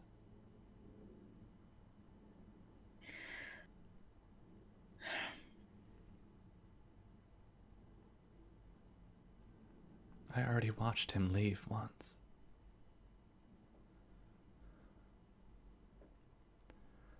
What if he doesn't come back and I'm here?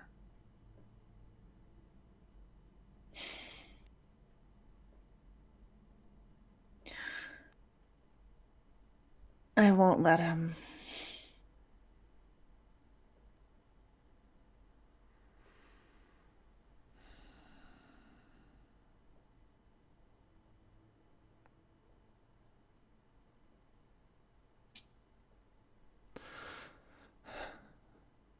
I can't make you. At least I don't think I can.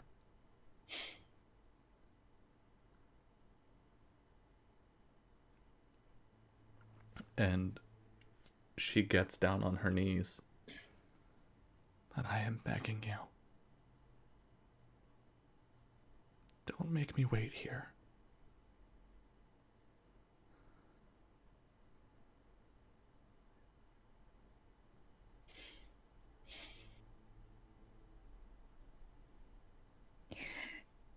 You're asking me to break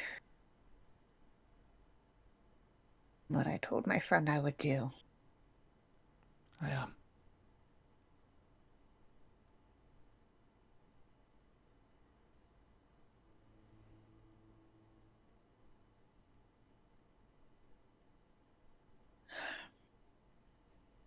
Let me get them to safety first. They're waiting for me right now.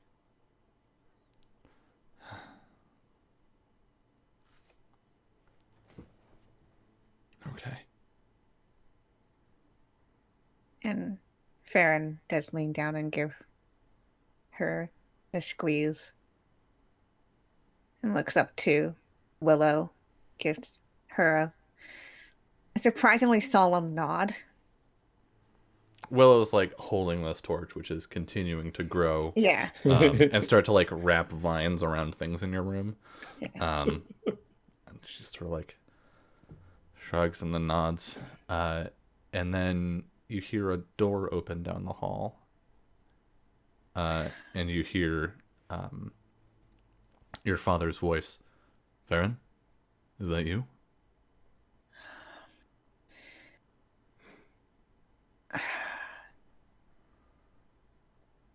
I have to go. Just tell my dad I'll be back. Willow nods. And they're gonna bounce back. And as space swirls, you can just see your door begin to crack open. And then you're standing between Gregor, Arrow, and Narum. Thank goodness. Sorry for the wait. Take us to the tree line. Do you remember where it is? Yep. Okay. Be prepared. And he's drawing his fucking sword, which he doesn't normally do. Mm-hmm. But he is, because that's what he thinks that they'll be facing. They still may be underground, but he doesn't know for sure. Yeah. Do we want to get the raiders or not? They're protecting the most sacred thing they can protect, the tree. That's a good call. All right. And Swoop. Banfus. And once again, you're at the edge of the trees, looking about this barren, cracked stone landscape. And you can see now that you're close up to it. It's like the plane was a sheet of glass that someone took a hammer to in the middle. Jeez. It's cracked and broken. But there's no one here. Hi, I have a question. Uh-huh. Burb? Oh. Burb, is that you? Burb? Did I hear Burb? I think yes, actually. As you're standing there, you can see a hawk circling in the sky above. Okay, so here's what I want to do. Because we can talk to each other. Yeah. Remember that time we could talk to animals this whole time? Yep. She is ecstatic. Thank God, I've missed her so bad. I've missed her almost more than I missed anybody else. And I am going to have her hunt and track Ilmagara. Okay. Because she's been here. So she knows the hole that this fucking snake slithered down. So that's what I'm going to do. right. Let me see if I have any special abilities. I feel like I do at this point, probably. I think so. I mean, Don't you have a tracking thing? I do, but I also have obviously I have a tracking thing, but I also have like a god thing now. Oh, right.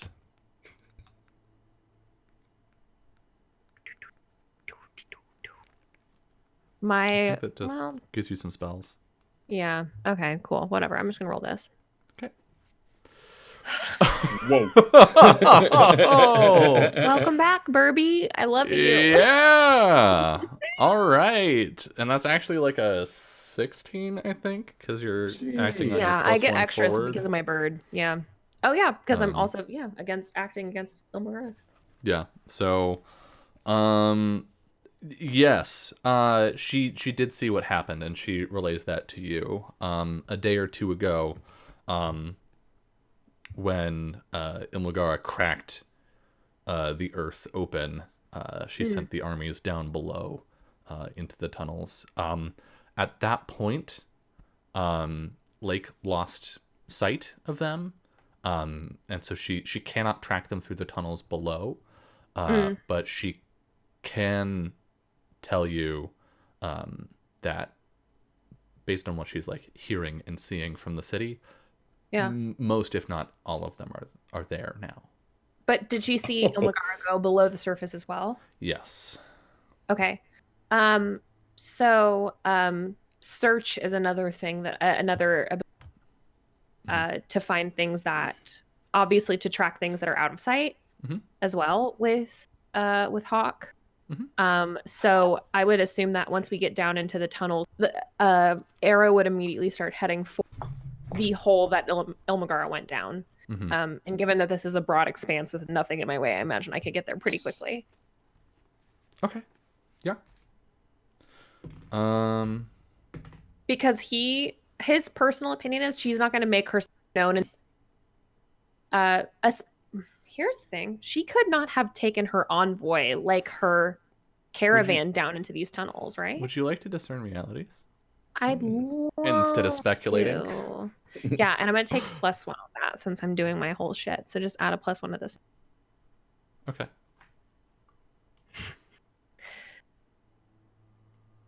Oh yeah, ask some questions. Okay.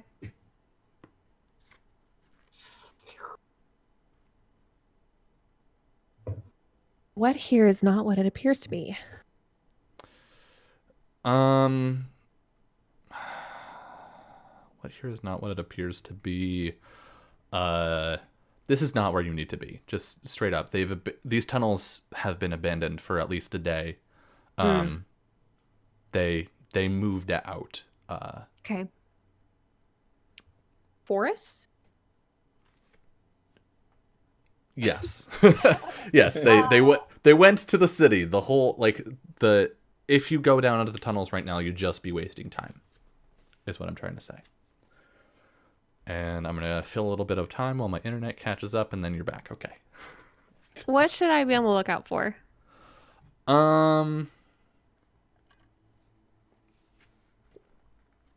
Particularly tracking.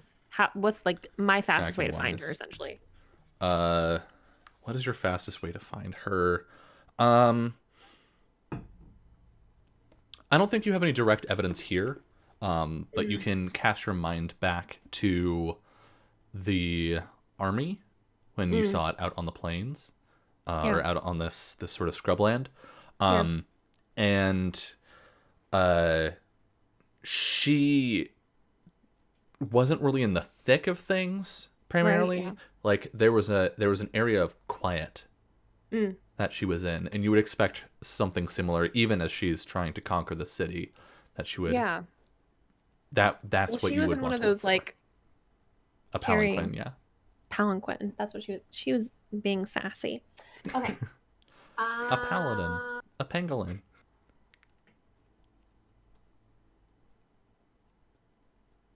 Okay. The last one I'm gonna ask is, what here is useful or valuable to me?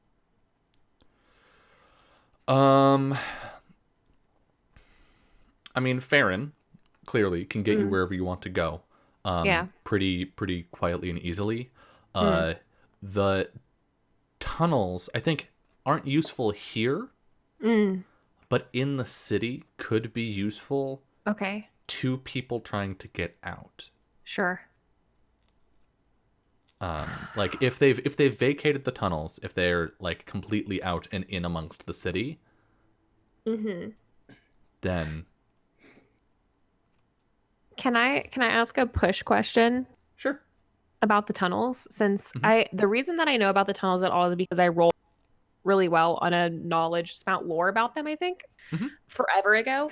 Yep. Is there a because obviously we were in the tunnels and we came into one of those master rooms or whatever, one of those holding cell kind of areas.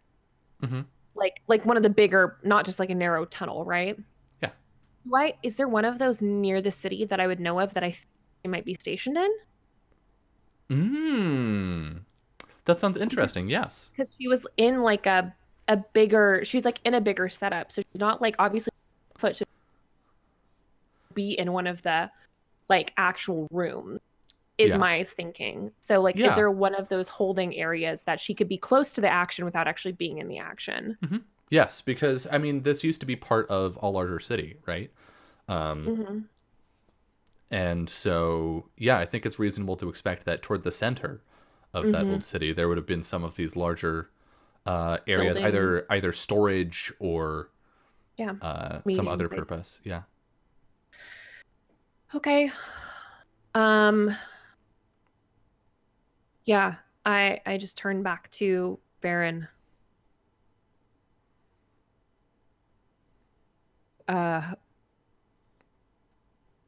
Lake said that we've missed them by a day or so. They must, if they were coming out of the tunnel, then I think she must also be close to the city. We could head to the city square. We could head to, I guess you didn't head to the training grounds, the library where you spent some time. We could head to the gates. But we need to hug the forest if we can. I think she may either be hovering in the forest nearby to look in on the city, or she may be down in one of the larger rooms of the old city of the grave, waiting. I don't think she's going to expose herself to any immediate danger. We need to find her while she is preoccupied with her troops. Then we're going to want to be at the gates if we want to be closer to the outside. Otherwise, we're wasting time trying to move through the city. All right, let's head for the gates. And if we don't immediately see her, or I'll tell Lake to meet us over there. She can get a good look in the trees. And if she doesn't see anything hiding in the forest, head below ground pretty quickly from there. I think I remember the entrance. Right. Farron looks over to the room. Yes. Hope you're as good at dealing with zombies as you said you were. I do not believe I misrepresented my abilities. All right, let's go then. And boop. All right, and you appear suddenly. I think you're starting to get kind of used to this. It's much less disorienting for you now, as you appear at the gates. The last time you saw these gates, I think, were at night as you were sneaking out, and now again, illuminated by the moon, but also firelight from burning buildings. There are bodies strewn in the street. and against the gate, people who did not make it out of the city. And as you stand there looking further into the city, you hear a loud roar, something just disturbing to your core, and the sound of crumbling stone from deeper into the city. What do you do? Could I Probably. could I could I spout lore about this creature that we've been hearing? Yeah. I'm not stupid. I mean, I am, but Debatable. I mean, my intelligence is 1. Oh. You tell me. Let's You're go. one smart. I'll have No. you know, I graduated with a PhD in creature studies. Um, You cheated on all the tests. Sure. Mark experience. No, you have no idea what that sound is. okay. Except that something deep within you never wants to hear it again. Sure. Love that for me and us. All right. And I think at about this time, a couple of the bodies on the street begin to like pick themselves up. Shit. Can I speak with the dead? Technically, yes. I'd love to. All right. I'm gonna do it. I just do it, I think. Yeah. I have to cast a spell. Okay. So roll to do that. Okay, I will do it. I believe it's like depending on how you roll, you either keep the spell or you 7. don't. Spell The is spell cast, is but cast, choose but one. choose one. Choose one what? You draw unwelcome attention, or you put yourself in a spot. The GM will tell you how. Your casting distances you from your deity. Take -1 on going to cast a spell until the next time you commune. Or after you cast it, the spell is revoked by your deity. You cannot cast the spell again until you commune and have it granted to you. Great, I'm gonna do that one. Okay, so you just expend the spell. Yeah. All right. And I get to ask any 3 questions I pose to it. Best All right. of the knowledge it had in life, and knowledge it gained in death. Where the fuck is Ilmagara? Ooh. And knowledge it gained in death. It does know that. Yeah, so gimme. This body like twitches as your magic takes hold over it. Sure. And you can see like rising all around it some 30 others that are not under your spell. And it says in a still mostly living voice,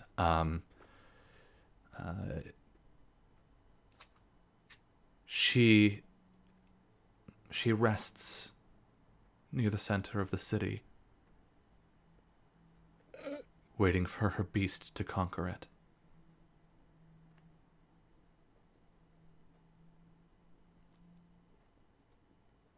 What is the beast?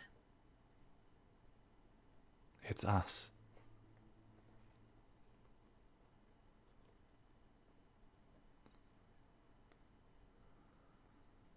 How are you most easily killed?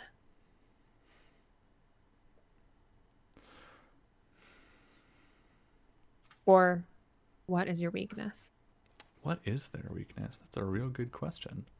Because we tried fire and that didn't work very well. Yeah, so... fire did not work. Ilmagara is a little too obvious.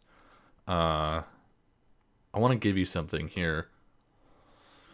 I think I don't want to actually come up with a real answer, so I'm just gonna tell you that they give you some kind of weakness, and I'm just gonna give you +1 ongoing against. Awesome. Against Defeating the undead. them. Yeah. Okay. My ankles, my ankies, they're so weak. Your ankies. My sweet, precious ankies. Yeah, okay. Awesome. I relay that to the group. That they heard. Good, okay. Yeah. Oh. Narum turns to you and says, "Are you finished?" I am. and he reaches out a hand and closes his fingers, and all of them just sort of crunch inward Whoa. and drop to the ground. Great. Aren't you a necromancer? Aren't you supposed to, like, use them for herb advantage? Bitch. Necromancy's complicated. I don't say I'll out loud, but I think to myself. you think very loudly. This is I fine. think loudly. I was like, oh, cool, he's going to use them for our side. Oh, man, he just wrecked him. Okay.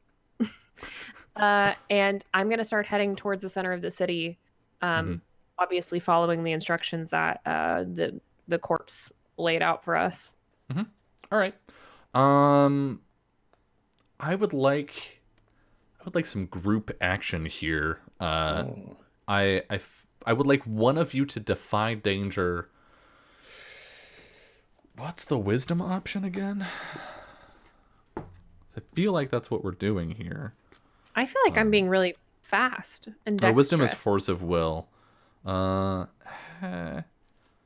being really sneaky and dexterous. Yeah, and I could see quick. that. If you're just trying to be quick instead of picking a good route, I could see dex. Do you want to help me? And my dex is already 3. Well, So I'm following you. yeah. yeah. So I would love it if y'all wanted to help me do this.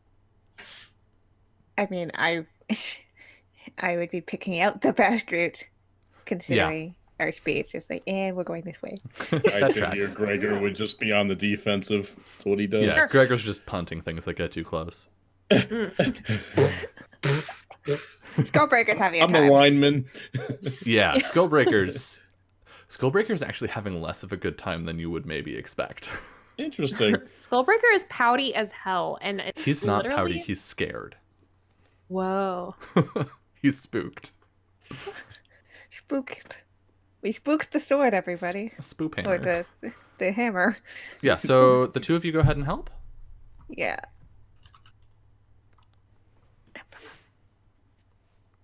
That's +1. Yes. And I get a +1 naturally because I'm fighting against the...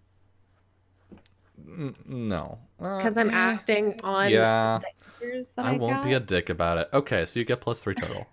Okay. So add well, I'll just go ahead and add 3 to this in my little whatever thing. I'm fast. I'm very fast. 16. Oh my god, yeah, you are 16. You managed to pick your way through the city, avoiding larger clumps of the undead, which there are many. The patrols are doing their best, but they're wildly outnumbered. And a lot of them were caught unawares. There have been places where you can tell that they were ambushed in the city. It's just it's not looking good. It's looking quite grim for Elisurdran at the moment. But you managed to make it through close to the square, and at that point you see a group of maybe less than 100 armed Elisurdran elves circling the tree, as just waves of the undead crash against them. And I would like each of you to roll plus wisdom as you gaze upon the teeming sea of undeath. This again. Yep. What up? Can I see the palanquin? Just like low key. 11. All right. 14. 14. Oh Get no, off Farron, my back. buddy. Farron, stop It's it. too much. A second time. You really don't like the undead, do you? Nope. Mark experience. You are changed by the horrors you witness. Write a new bond with yourself describing your insanity. Cool. Anytime you make Oh, a roll God. that Cool, relates I to this have bond, you must 2. roll to hinder yourself. Yeah, I have 2 fears about the dead now. That's Yes. fine. Which also means you roll +2 to hinder yourself. Oh man. Yeah. Okay. The rest of you on a 10+, you steel your heart and mind against the horrors before you, but you will remember this day, which I don't think there was a risk of you Yeah. forgetting. But as you like come into the square, it's people moving more like or corpses moving more like fluid than individual creatures. Oof. And then you see the beast. It is a quadrupedal creature of amalgamated corpses. The head formed of many heads, each arm many arms, all gripping each other and turning into this one horrid beast that roars from 100 mouths. And Arrow, Yes. behind it, you see the palanquin. I start to rush forward. And I am going to draw one of my arrows. Mm-hmm. And very quickly, I'm going to grab like a bit of my like arrow repair kit that I have that has twine in it. And I'm going to wrap Mab's feather around it. Ooh. Okay. And I'm going to shoot the arrow at the head of this bitch. All right. Nerum uses his magic to clear a path for you. Okay. Go ahead and roll volley.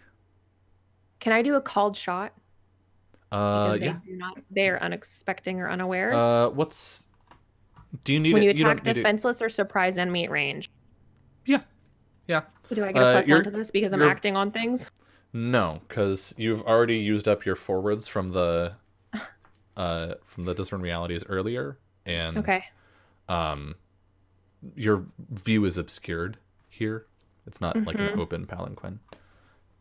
Okay. So I'm just gonna net zero that. Hold on, I'm trying to make sure there's nothing else. I do get help from my bird. Mhm. Actually. Yep, just one for whenever I fight monsters. She is a monster. Yeah, Yep. Okay. she is that. Okay.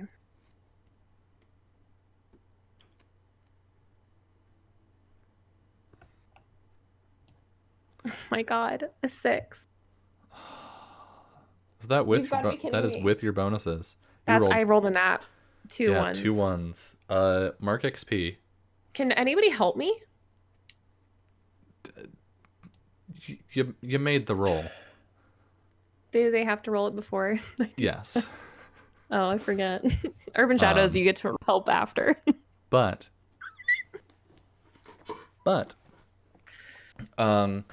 you I'm so salty. wait, hold on.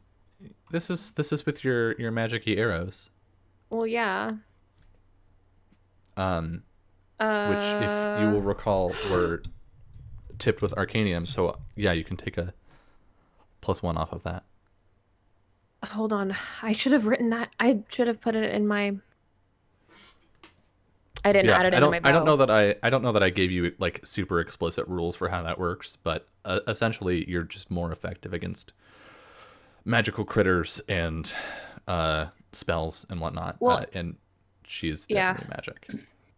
Yeah, I didn't add in anything onto my bow. Yeah. With that. So that'll bump it to a 7. What's the 7 result on a called shot? On a called shot, I can hit them the head, arms, or legs. Mm-hmm.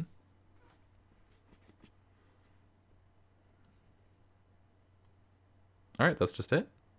Yeah, you do damage on a 10 plus. Oh, as well. gotcha. But the called Yeah. shot, it gives you the advantage of like stunning them or that kind of thing. Okay, yeah. The arrow flies through the air and you see it like vanish into the palanquin. Sort of the fabric billows out for a moment, and all of the undead stop for a moment, stunned.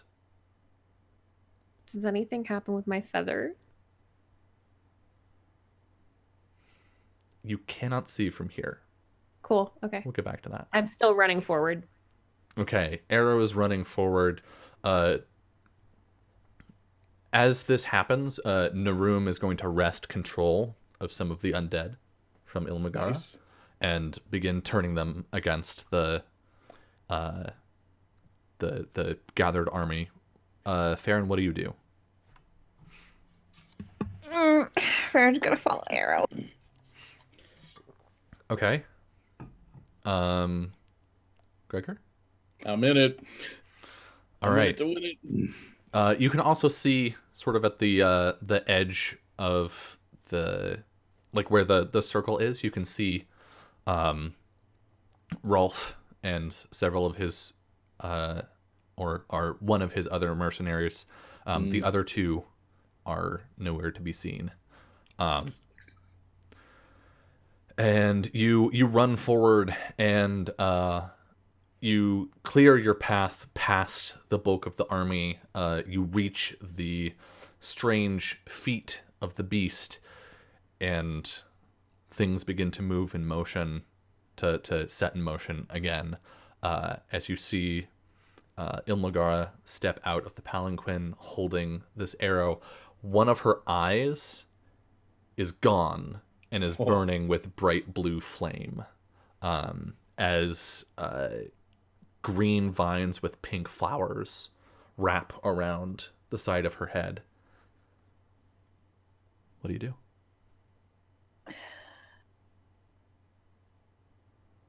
You're gonna shoot her again? Obviously, I'm gonna keep shooting her until she's dead, until I get up there, and then I'm gonna start. On the way, could I do a saw? Yeah. I will do that. Real fast. Mm-hmm. 11. Yeah. Which song were you doing? 1d4 to damage for arrow. All right. You also get a second effect, right? Yep. And I'm going to choose. We'll heal you again. Smart. Are you gonna heal me right now? Yeah. He Oh needs my the God. HPs. Nice. So 2d8. Yep. 2d8. Yeah, we're running, and I'm here. Boom! You're at full. And you see that green orb, 24. and then Whoa, I'm fully healed. Yeah, you're I up to think 23. it was red for damage, so they Mhm. just both right into arrow. Thank God. All I'm right. fully healed. Wow, I'm like a new man right now. This is amazing. This horrid head is beginning to swing down and open like this enormous maw as it swings down toward the three of you. Gregor, what are you doing? Whew. Is it like swinging down super close? Yeah. It is coming toward you to eat you. As it's coming apparent forward, I'm intent. just gonna try to like do a really big wide swing to try and like hit it and hopefully deflect it from doing so.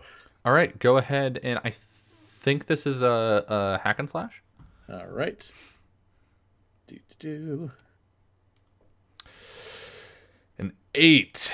You will deal your damage, but it will also deal its damage to you. I think you like smack it in the head, and you feel like this skull cracking, and it shifts mid motion to turn just on you, and it is going to deal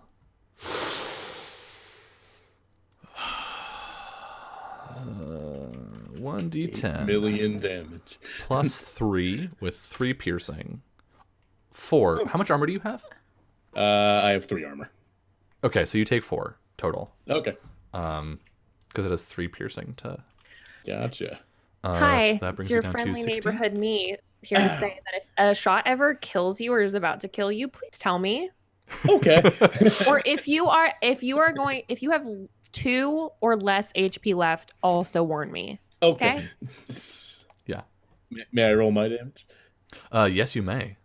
Okay. 1.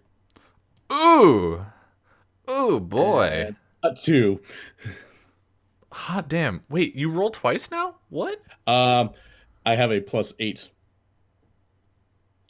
Okay. Yeah, bloodthirsty. Deal plus 1d8 damage. All right, yeah. And so I got more where that came from. You swing into this thing for 15 points of damage, reduced by armor, but still just a significant amount of damage. And you unhinge its horrid jaw, and it just sort of lulls there as it turns towards you and roars out of all of these faces. Arrow, we see you slide underneath the creature where you have a shot as this magic from Farron infuses into you. Would you like to take your shot? Yeah, I'm gonna shoot at her again. Are you going to called shot again or volley? I can't do it unless she's surprised by it, so I have to volley at this point volley. because she's focused on us. Mm-hmm. So here's my volley. 11. Ooh, yeah. Deal So I get damage. I get to do damage, and then I get to do another D4. Mm-hmm. Okay. Ooh. Okay, and then Ah. 1. Hey, still one more Still, point of damage than I 9 could've done. damage, yeah. I think we see you slide under this beast as magical energy wraps around your shoulders. The blue flame ignites along the arrow before you shoot it. That's awesome. And I think we can see sort of like a spectral form of Vori, with one arm like across each of yours. His fingers also holding the bow and pulling the string with you. And the arrow flies true and strikes Ilmagara in the chest where her blackened heart would be. And she screams as this fire burns out from within her. She's not defeated, but you definitely harmed her. And she is going to reach out toward you, and in your mind, you hear her voice say, "Die." And I'm going to need you to defy danger. With what? With force of will, I think. Okay. So Constitution? Wisdom. Wisdom? Which I think is better for you anyway. 7. Okay. You hear this voice in your head, and you feel your heart stop. And your arms grow weak, holding this bow. And your vision turns gray at the edges, and you're trying to breathe. You can breathe, but you just don't know how to get your heart to beat again. You're not currently dead, but you're close. Farron, what do? You see Arrow slide under, shoot this arrow, and then just sort of collapse underneath the beast. Okay, let me ask a couple of questions. Uh-huh. So far, we have seen there have been no limits to how many creatures or people Farron can teleport with them, correct? Yes. There is a limit, but you have not reached it yet. Correct. Okay. So, and I know that this weird teleporting magic is Elgin based, correct? Uh-huh.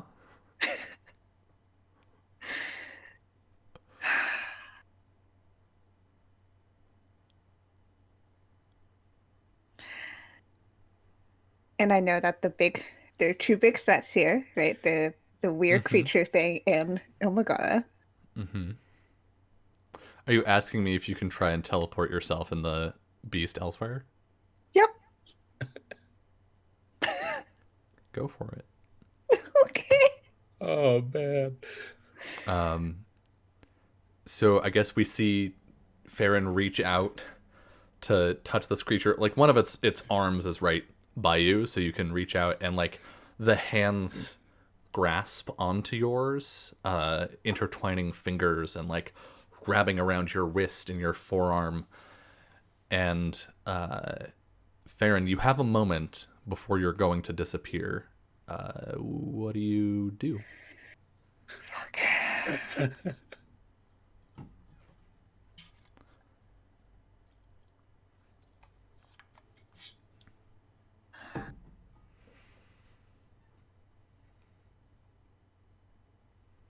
I think Farron, in that moment of facing literally the worst fear right now,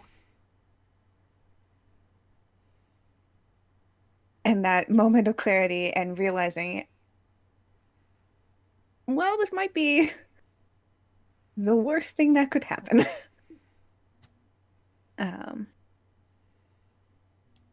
Looks over to Gregor.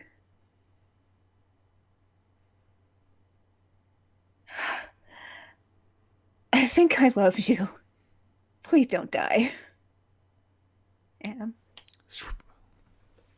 And Farron and the entire creature collapse into space and are gone. Gregor, what do you do? Gregor's like slack-jawed. There's like a very quick like smile and then like horror as he like realizes Farron just teleported with this thing. Farron is gone. Arrow is collapsed on the ground. There's open space between you and Ilmogara.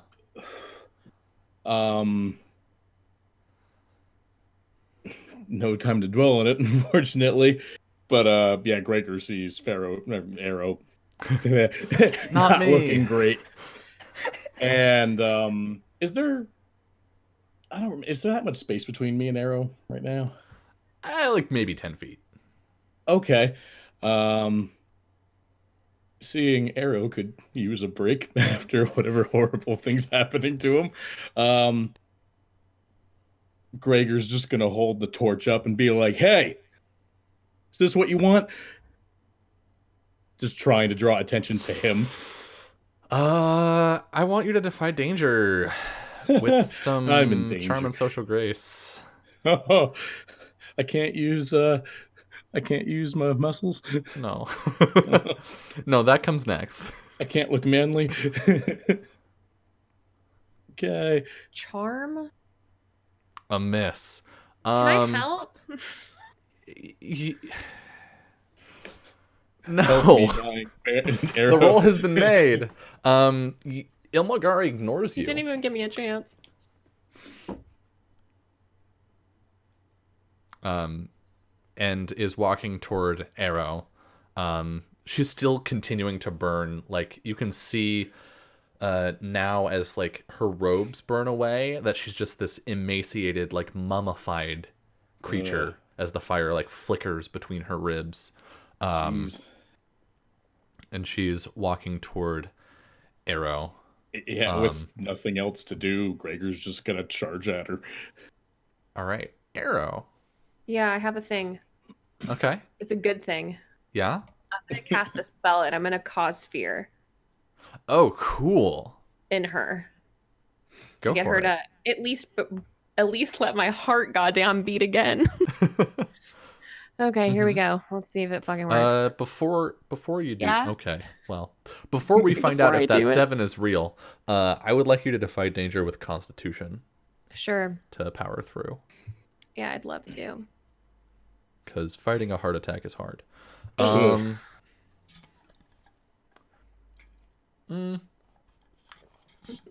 heart hesitates. I'll say it happens.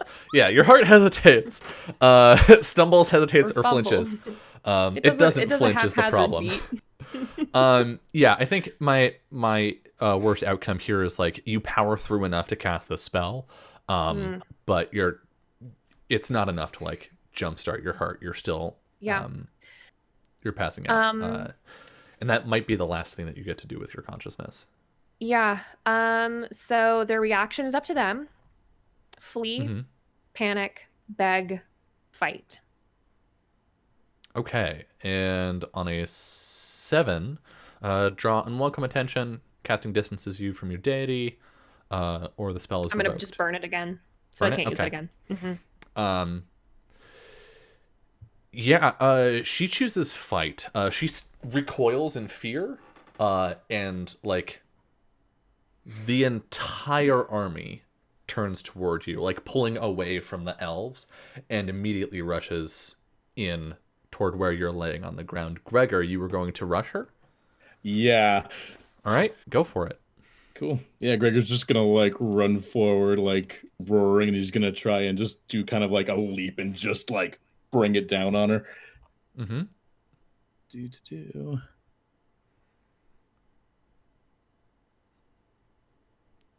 A 10. Okay, you can avoid all damage, or you can deal an additional 1d6.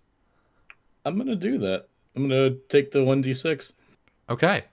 So you're rolling 2d8 plus 1d6 for damage. I'm rolling 10 a d8. Oh my god.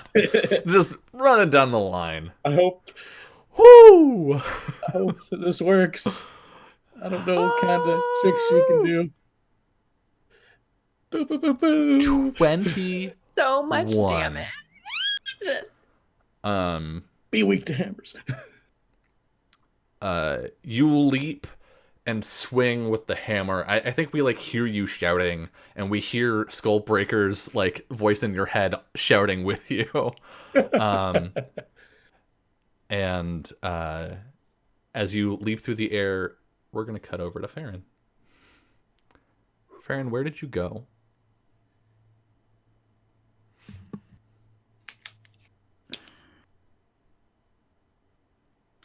There was one time that Farron's father took them out on the boat and went far into the deepest parts of the coast.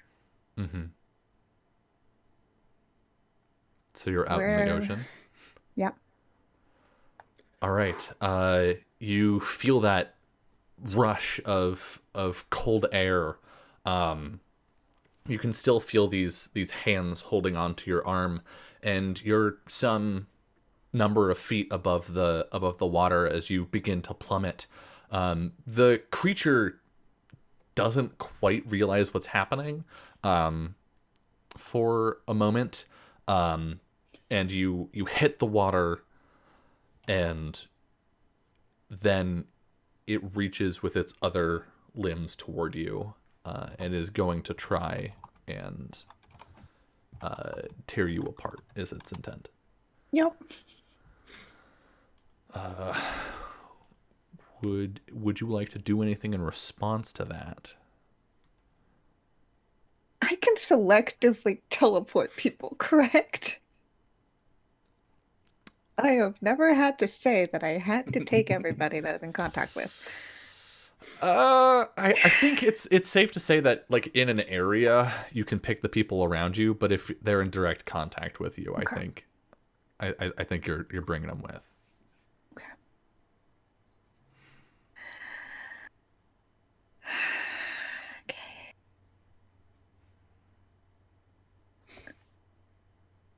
I would like to get out, please.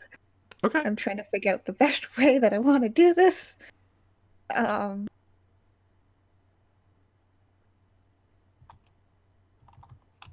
I'm just looking for not being attached to them.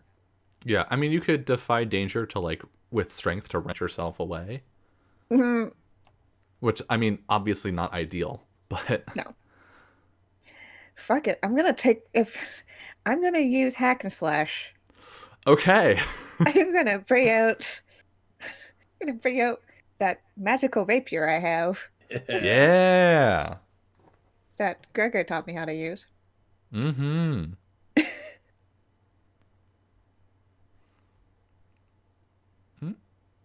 Interwebs? All right. Go ahead and roll hack and slash. 9.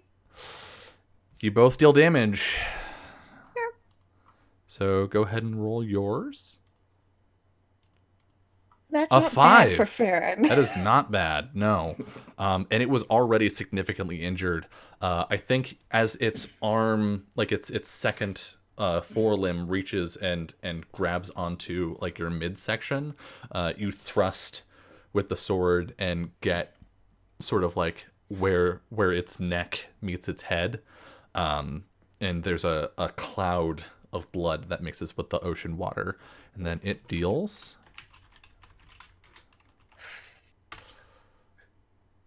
5. Not bad. Okay. 5 damage to you, taking you down to 12. Nope, only 14. It has 3 armor piercing. Okay. Oh. In Elisardran, you see Gregor. You see Ilmagara stumbling backwards in fear from Arrow.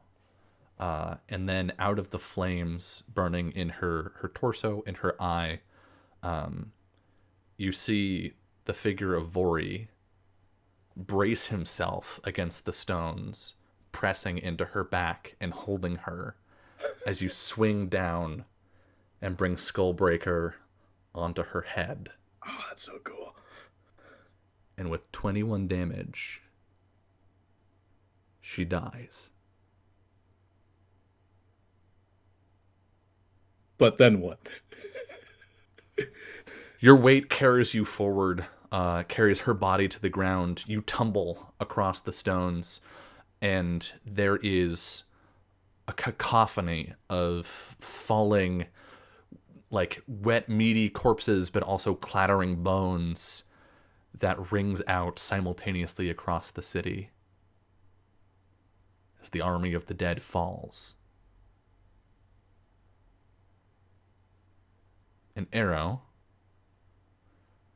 you can feel that beat in your chest,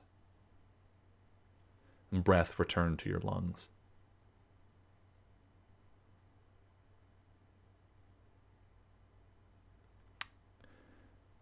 And far to the east, we see the sun just cresting over the ocean. And we see bubbles of air hit the surface of the sea.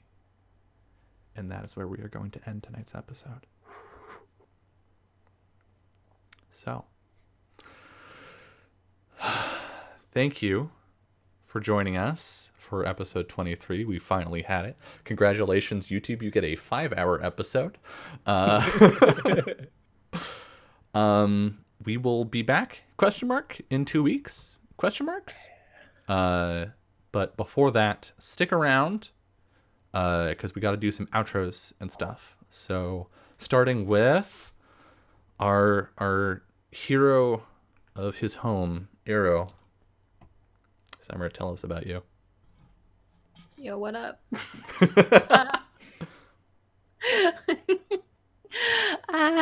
We did it. Hi, I'm Summer. You can find me on Twitter at Just a Summer Job. You can find me here every other Saturday and every Sunday. Starting next Sunday, we're coming back, baby. We're doing some shit. Are we doing that live, or are we doing that off air? Yeah, not tomorrow. Tomorrow's off. If you're seeing this on YouTube, this was yeah, potentially a year ago. Who knows? Could be. Who knows? But yeah, I'm here every Sunday playing some Utama. Throughout the week, you can find me on Off the Table. That's off_the table on Twitch. You can find us at the same username on Twitter, tweeting about everything that we've got going on. We have a Last for the Awful Sea on Tuesdays. We have Monster Hearts on Thursdays. We have freaking Lady Blackbird and D&D on Fridays. It's a fun time. Check us out. And then you can find me on Tales from the Gram every Monday playing more D&D. I'm really good at it, so you should check it out. I'm really good at D&D and knowing all the rules and knowing what to do all the time. Just like I'm really good at knowing what to do all the time in this game. Oh, yeah. We did it. So you can't even say I'm wrong. That's true. that was really fun. 2 weeks. We'll be back to find out if Farron came or not. We'll see. Speaking of our Olympic swimmer over here, Kiana. We did a thing. that happened. Also, Farron finally realized. Fucking yeah. finally! Oh yeah, that happened. It's taken over a year. Gregor was thrilled for a second. Summer's like, I boned. Whatever. I did it. I don't need anything else. Yeah. So whether things will turn out okay will depend on whether Farron can swim or not. Mm-hmm. Has Farron learned to swim? Probably living on the coast.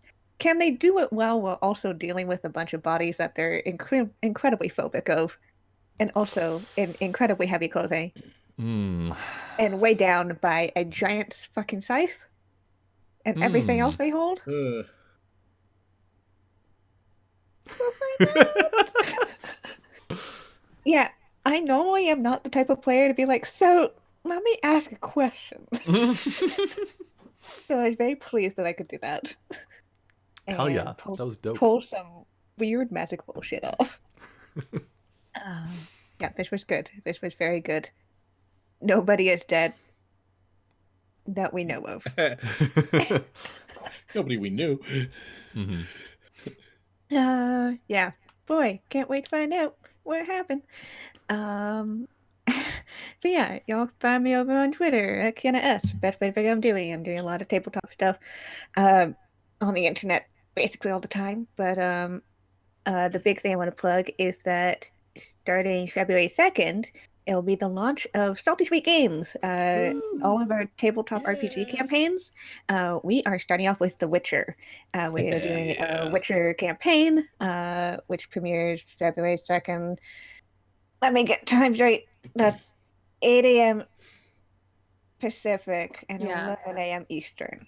Mm-hmm. So come and catch us over there. We have a cast. I'm super hyped for all that. So that's fun, exciting news. But yeah, I feel relieved that things are done. Also, if I die, I don't have to fulfill this deal with the room, so You can just take the scythe with you to the bottom of the ocean. That's fine. It's fine. Last but not least, the slayer of creator Ilmagara, taking her to her final rest. Adam, whose face is not showing up in the... What the fuck? Wait, really? I'm Yeah, in the Zoom. It's not... No, it's just... I've got this thing calibrated okay. wrong, I guess. I think... Well, I have a voice. Over here. Yeah, just talk for a bit. And, Cool. is that you? That's you. Hey. Hi, guys. I'm Adam Rowe, voice actor, tabletop enthusiast. You can find me on Twitter at... Hey, there I kind of am. At Adam Rowe VO. Hey, all right. Let me just sneak in here and get comfortable. And I'm also on Instagram, Adam Rose Minis, where I paint miniatures. And there, and as well as TikTok now, I make videos. Funny stuff, informational stuff. I hope you like it if you check it out. Hell yeah. I am Dylan. You're on my channel already. You can find me at Anarsis in a bunch of places. The things that I want to shout out are... I'm streaming every single day this month and have been for 25 days now, which is a lot of streaming. But I still have a few days left. I would love to see you come to some of the other streams that I have going on this month. Playing a lot of video games. Been playing some Indivisible. Playing Monster Hunter World. Bunch of other cool stuff. On Monday, Summer and I at... When is our show? 6 Pacific? I think. That's right. Yeah. We have a show which is new, actually, if you've only been watching From Dust. It's called Really Playing Games, where Summer and I really play some games. Right now we're playing her story. We got, I think, like two-thirds of the way, 3/4 of the way through it last week, and so we'll be finishing that on Monday, and then talking about how creeped out it made me and how just, like, ambivalent it made Summer. On Tuesday, I've got a Lass over on Summer's channel, a bunch of other stuff. But the thing that Summer sort of hinted at for Sundays is I'm going to do a video game stream in the afternoon tomorrow, but a week from tomorrow at Travel's usual time of 6 p.m.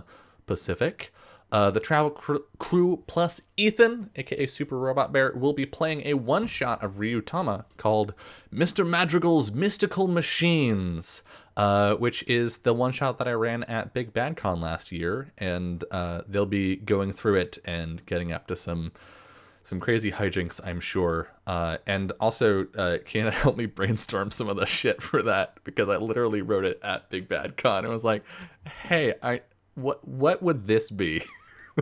So, but it's... So you it's, get my own bullshit secondhand. Yeah! It's good, whimsical. It's the most, like, Ghibli-esque Ryutama I have ever put together, and it's very whimsical and silly, and it's going to be a great time. So definitely come for that in a week. And yeah, I think that's oh no, I'm gonna do the plug. If you're watching this on YouTube, I'm sorry, this is no longer a thing by now, but for those of you watching live, the reason that I'm streaming every single day is for a thing I call Streamuary. It's a thing that I do every year, but this year I'm also doing it to raise money to help get me to conventions, because conventions are expensive and there are a lot of them. Specifically, they are to get me to Breakout Con in Toronto in March, which would also be the first time I ever leave the country, so that's exciting. To PAX West in Seattle in late August, early September. To Big Bad Con yet again in October over in Walnut Creek, and finally to PAX Unplugged in Philadelphia at the end of November, beginning of December.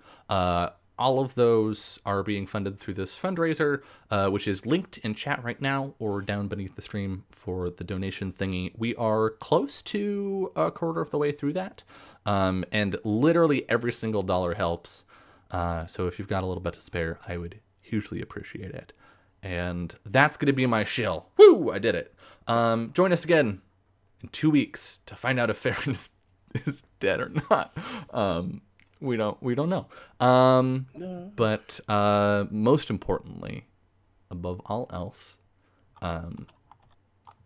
remember that we tell these stories of fighting against big monsters to remind us that we can fight against big monsters in real life, and also have a wonderful rest of your night.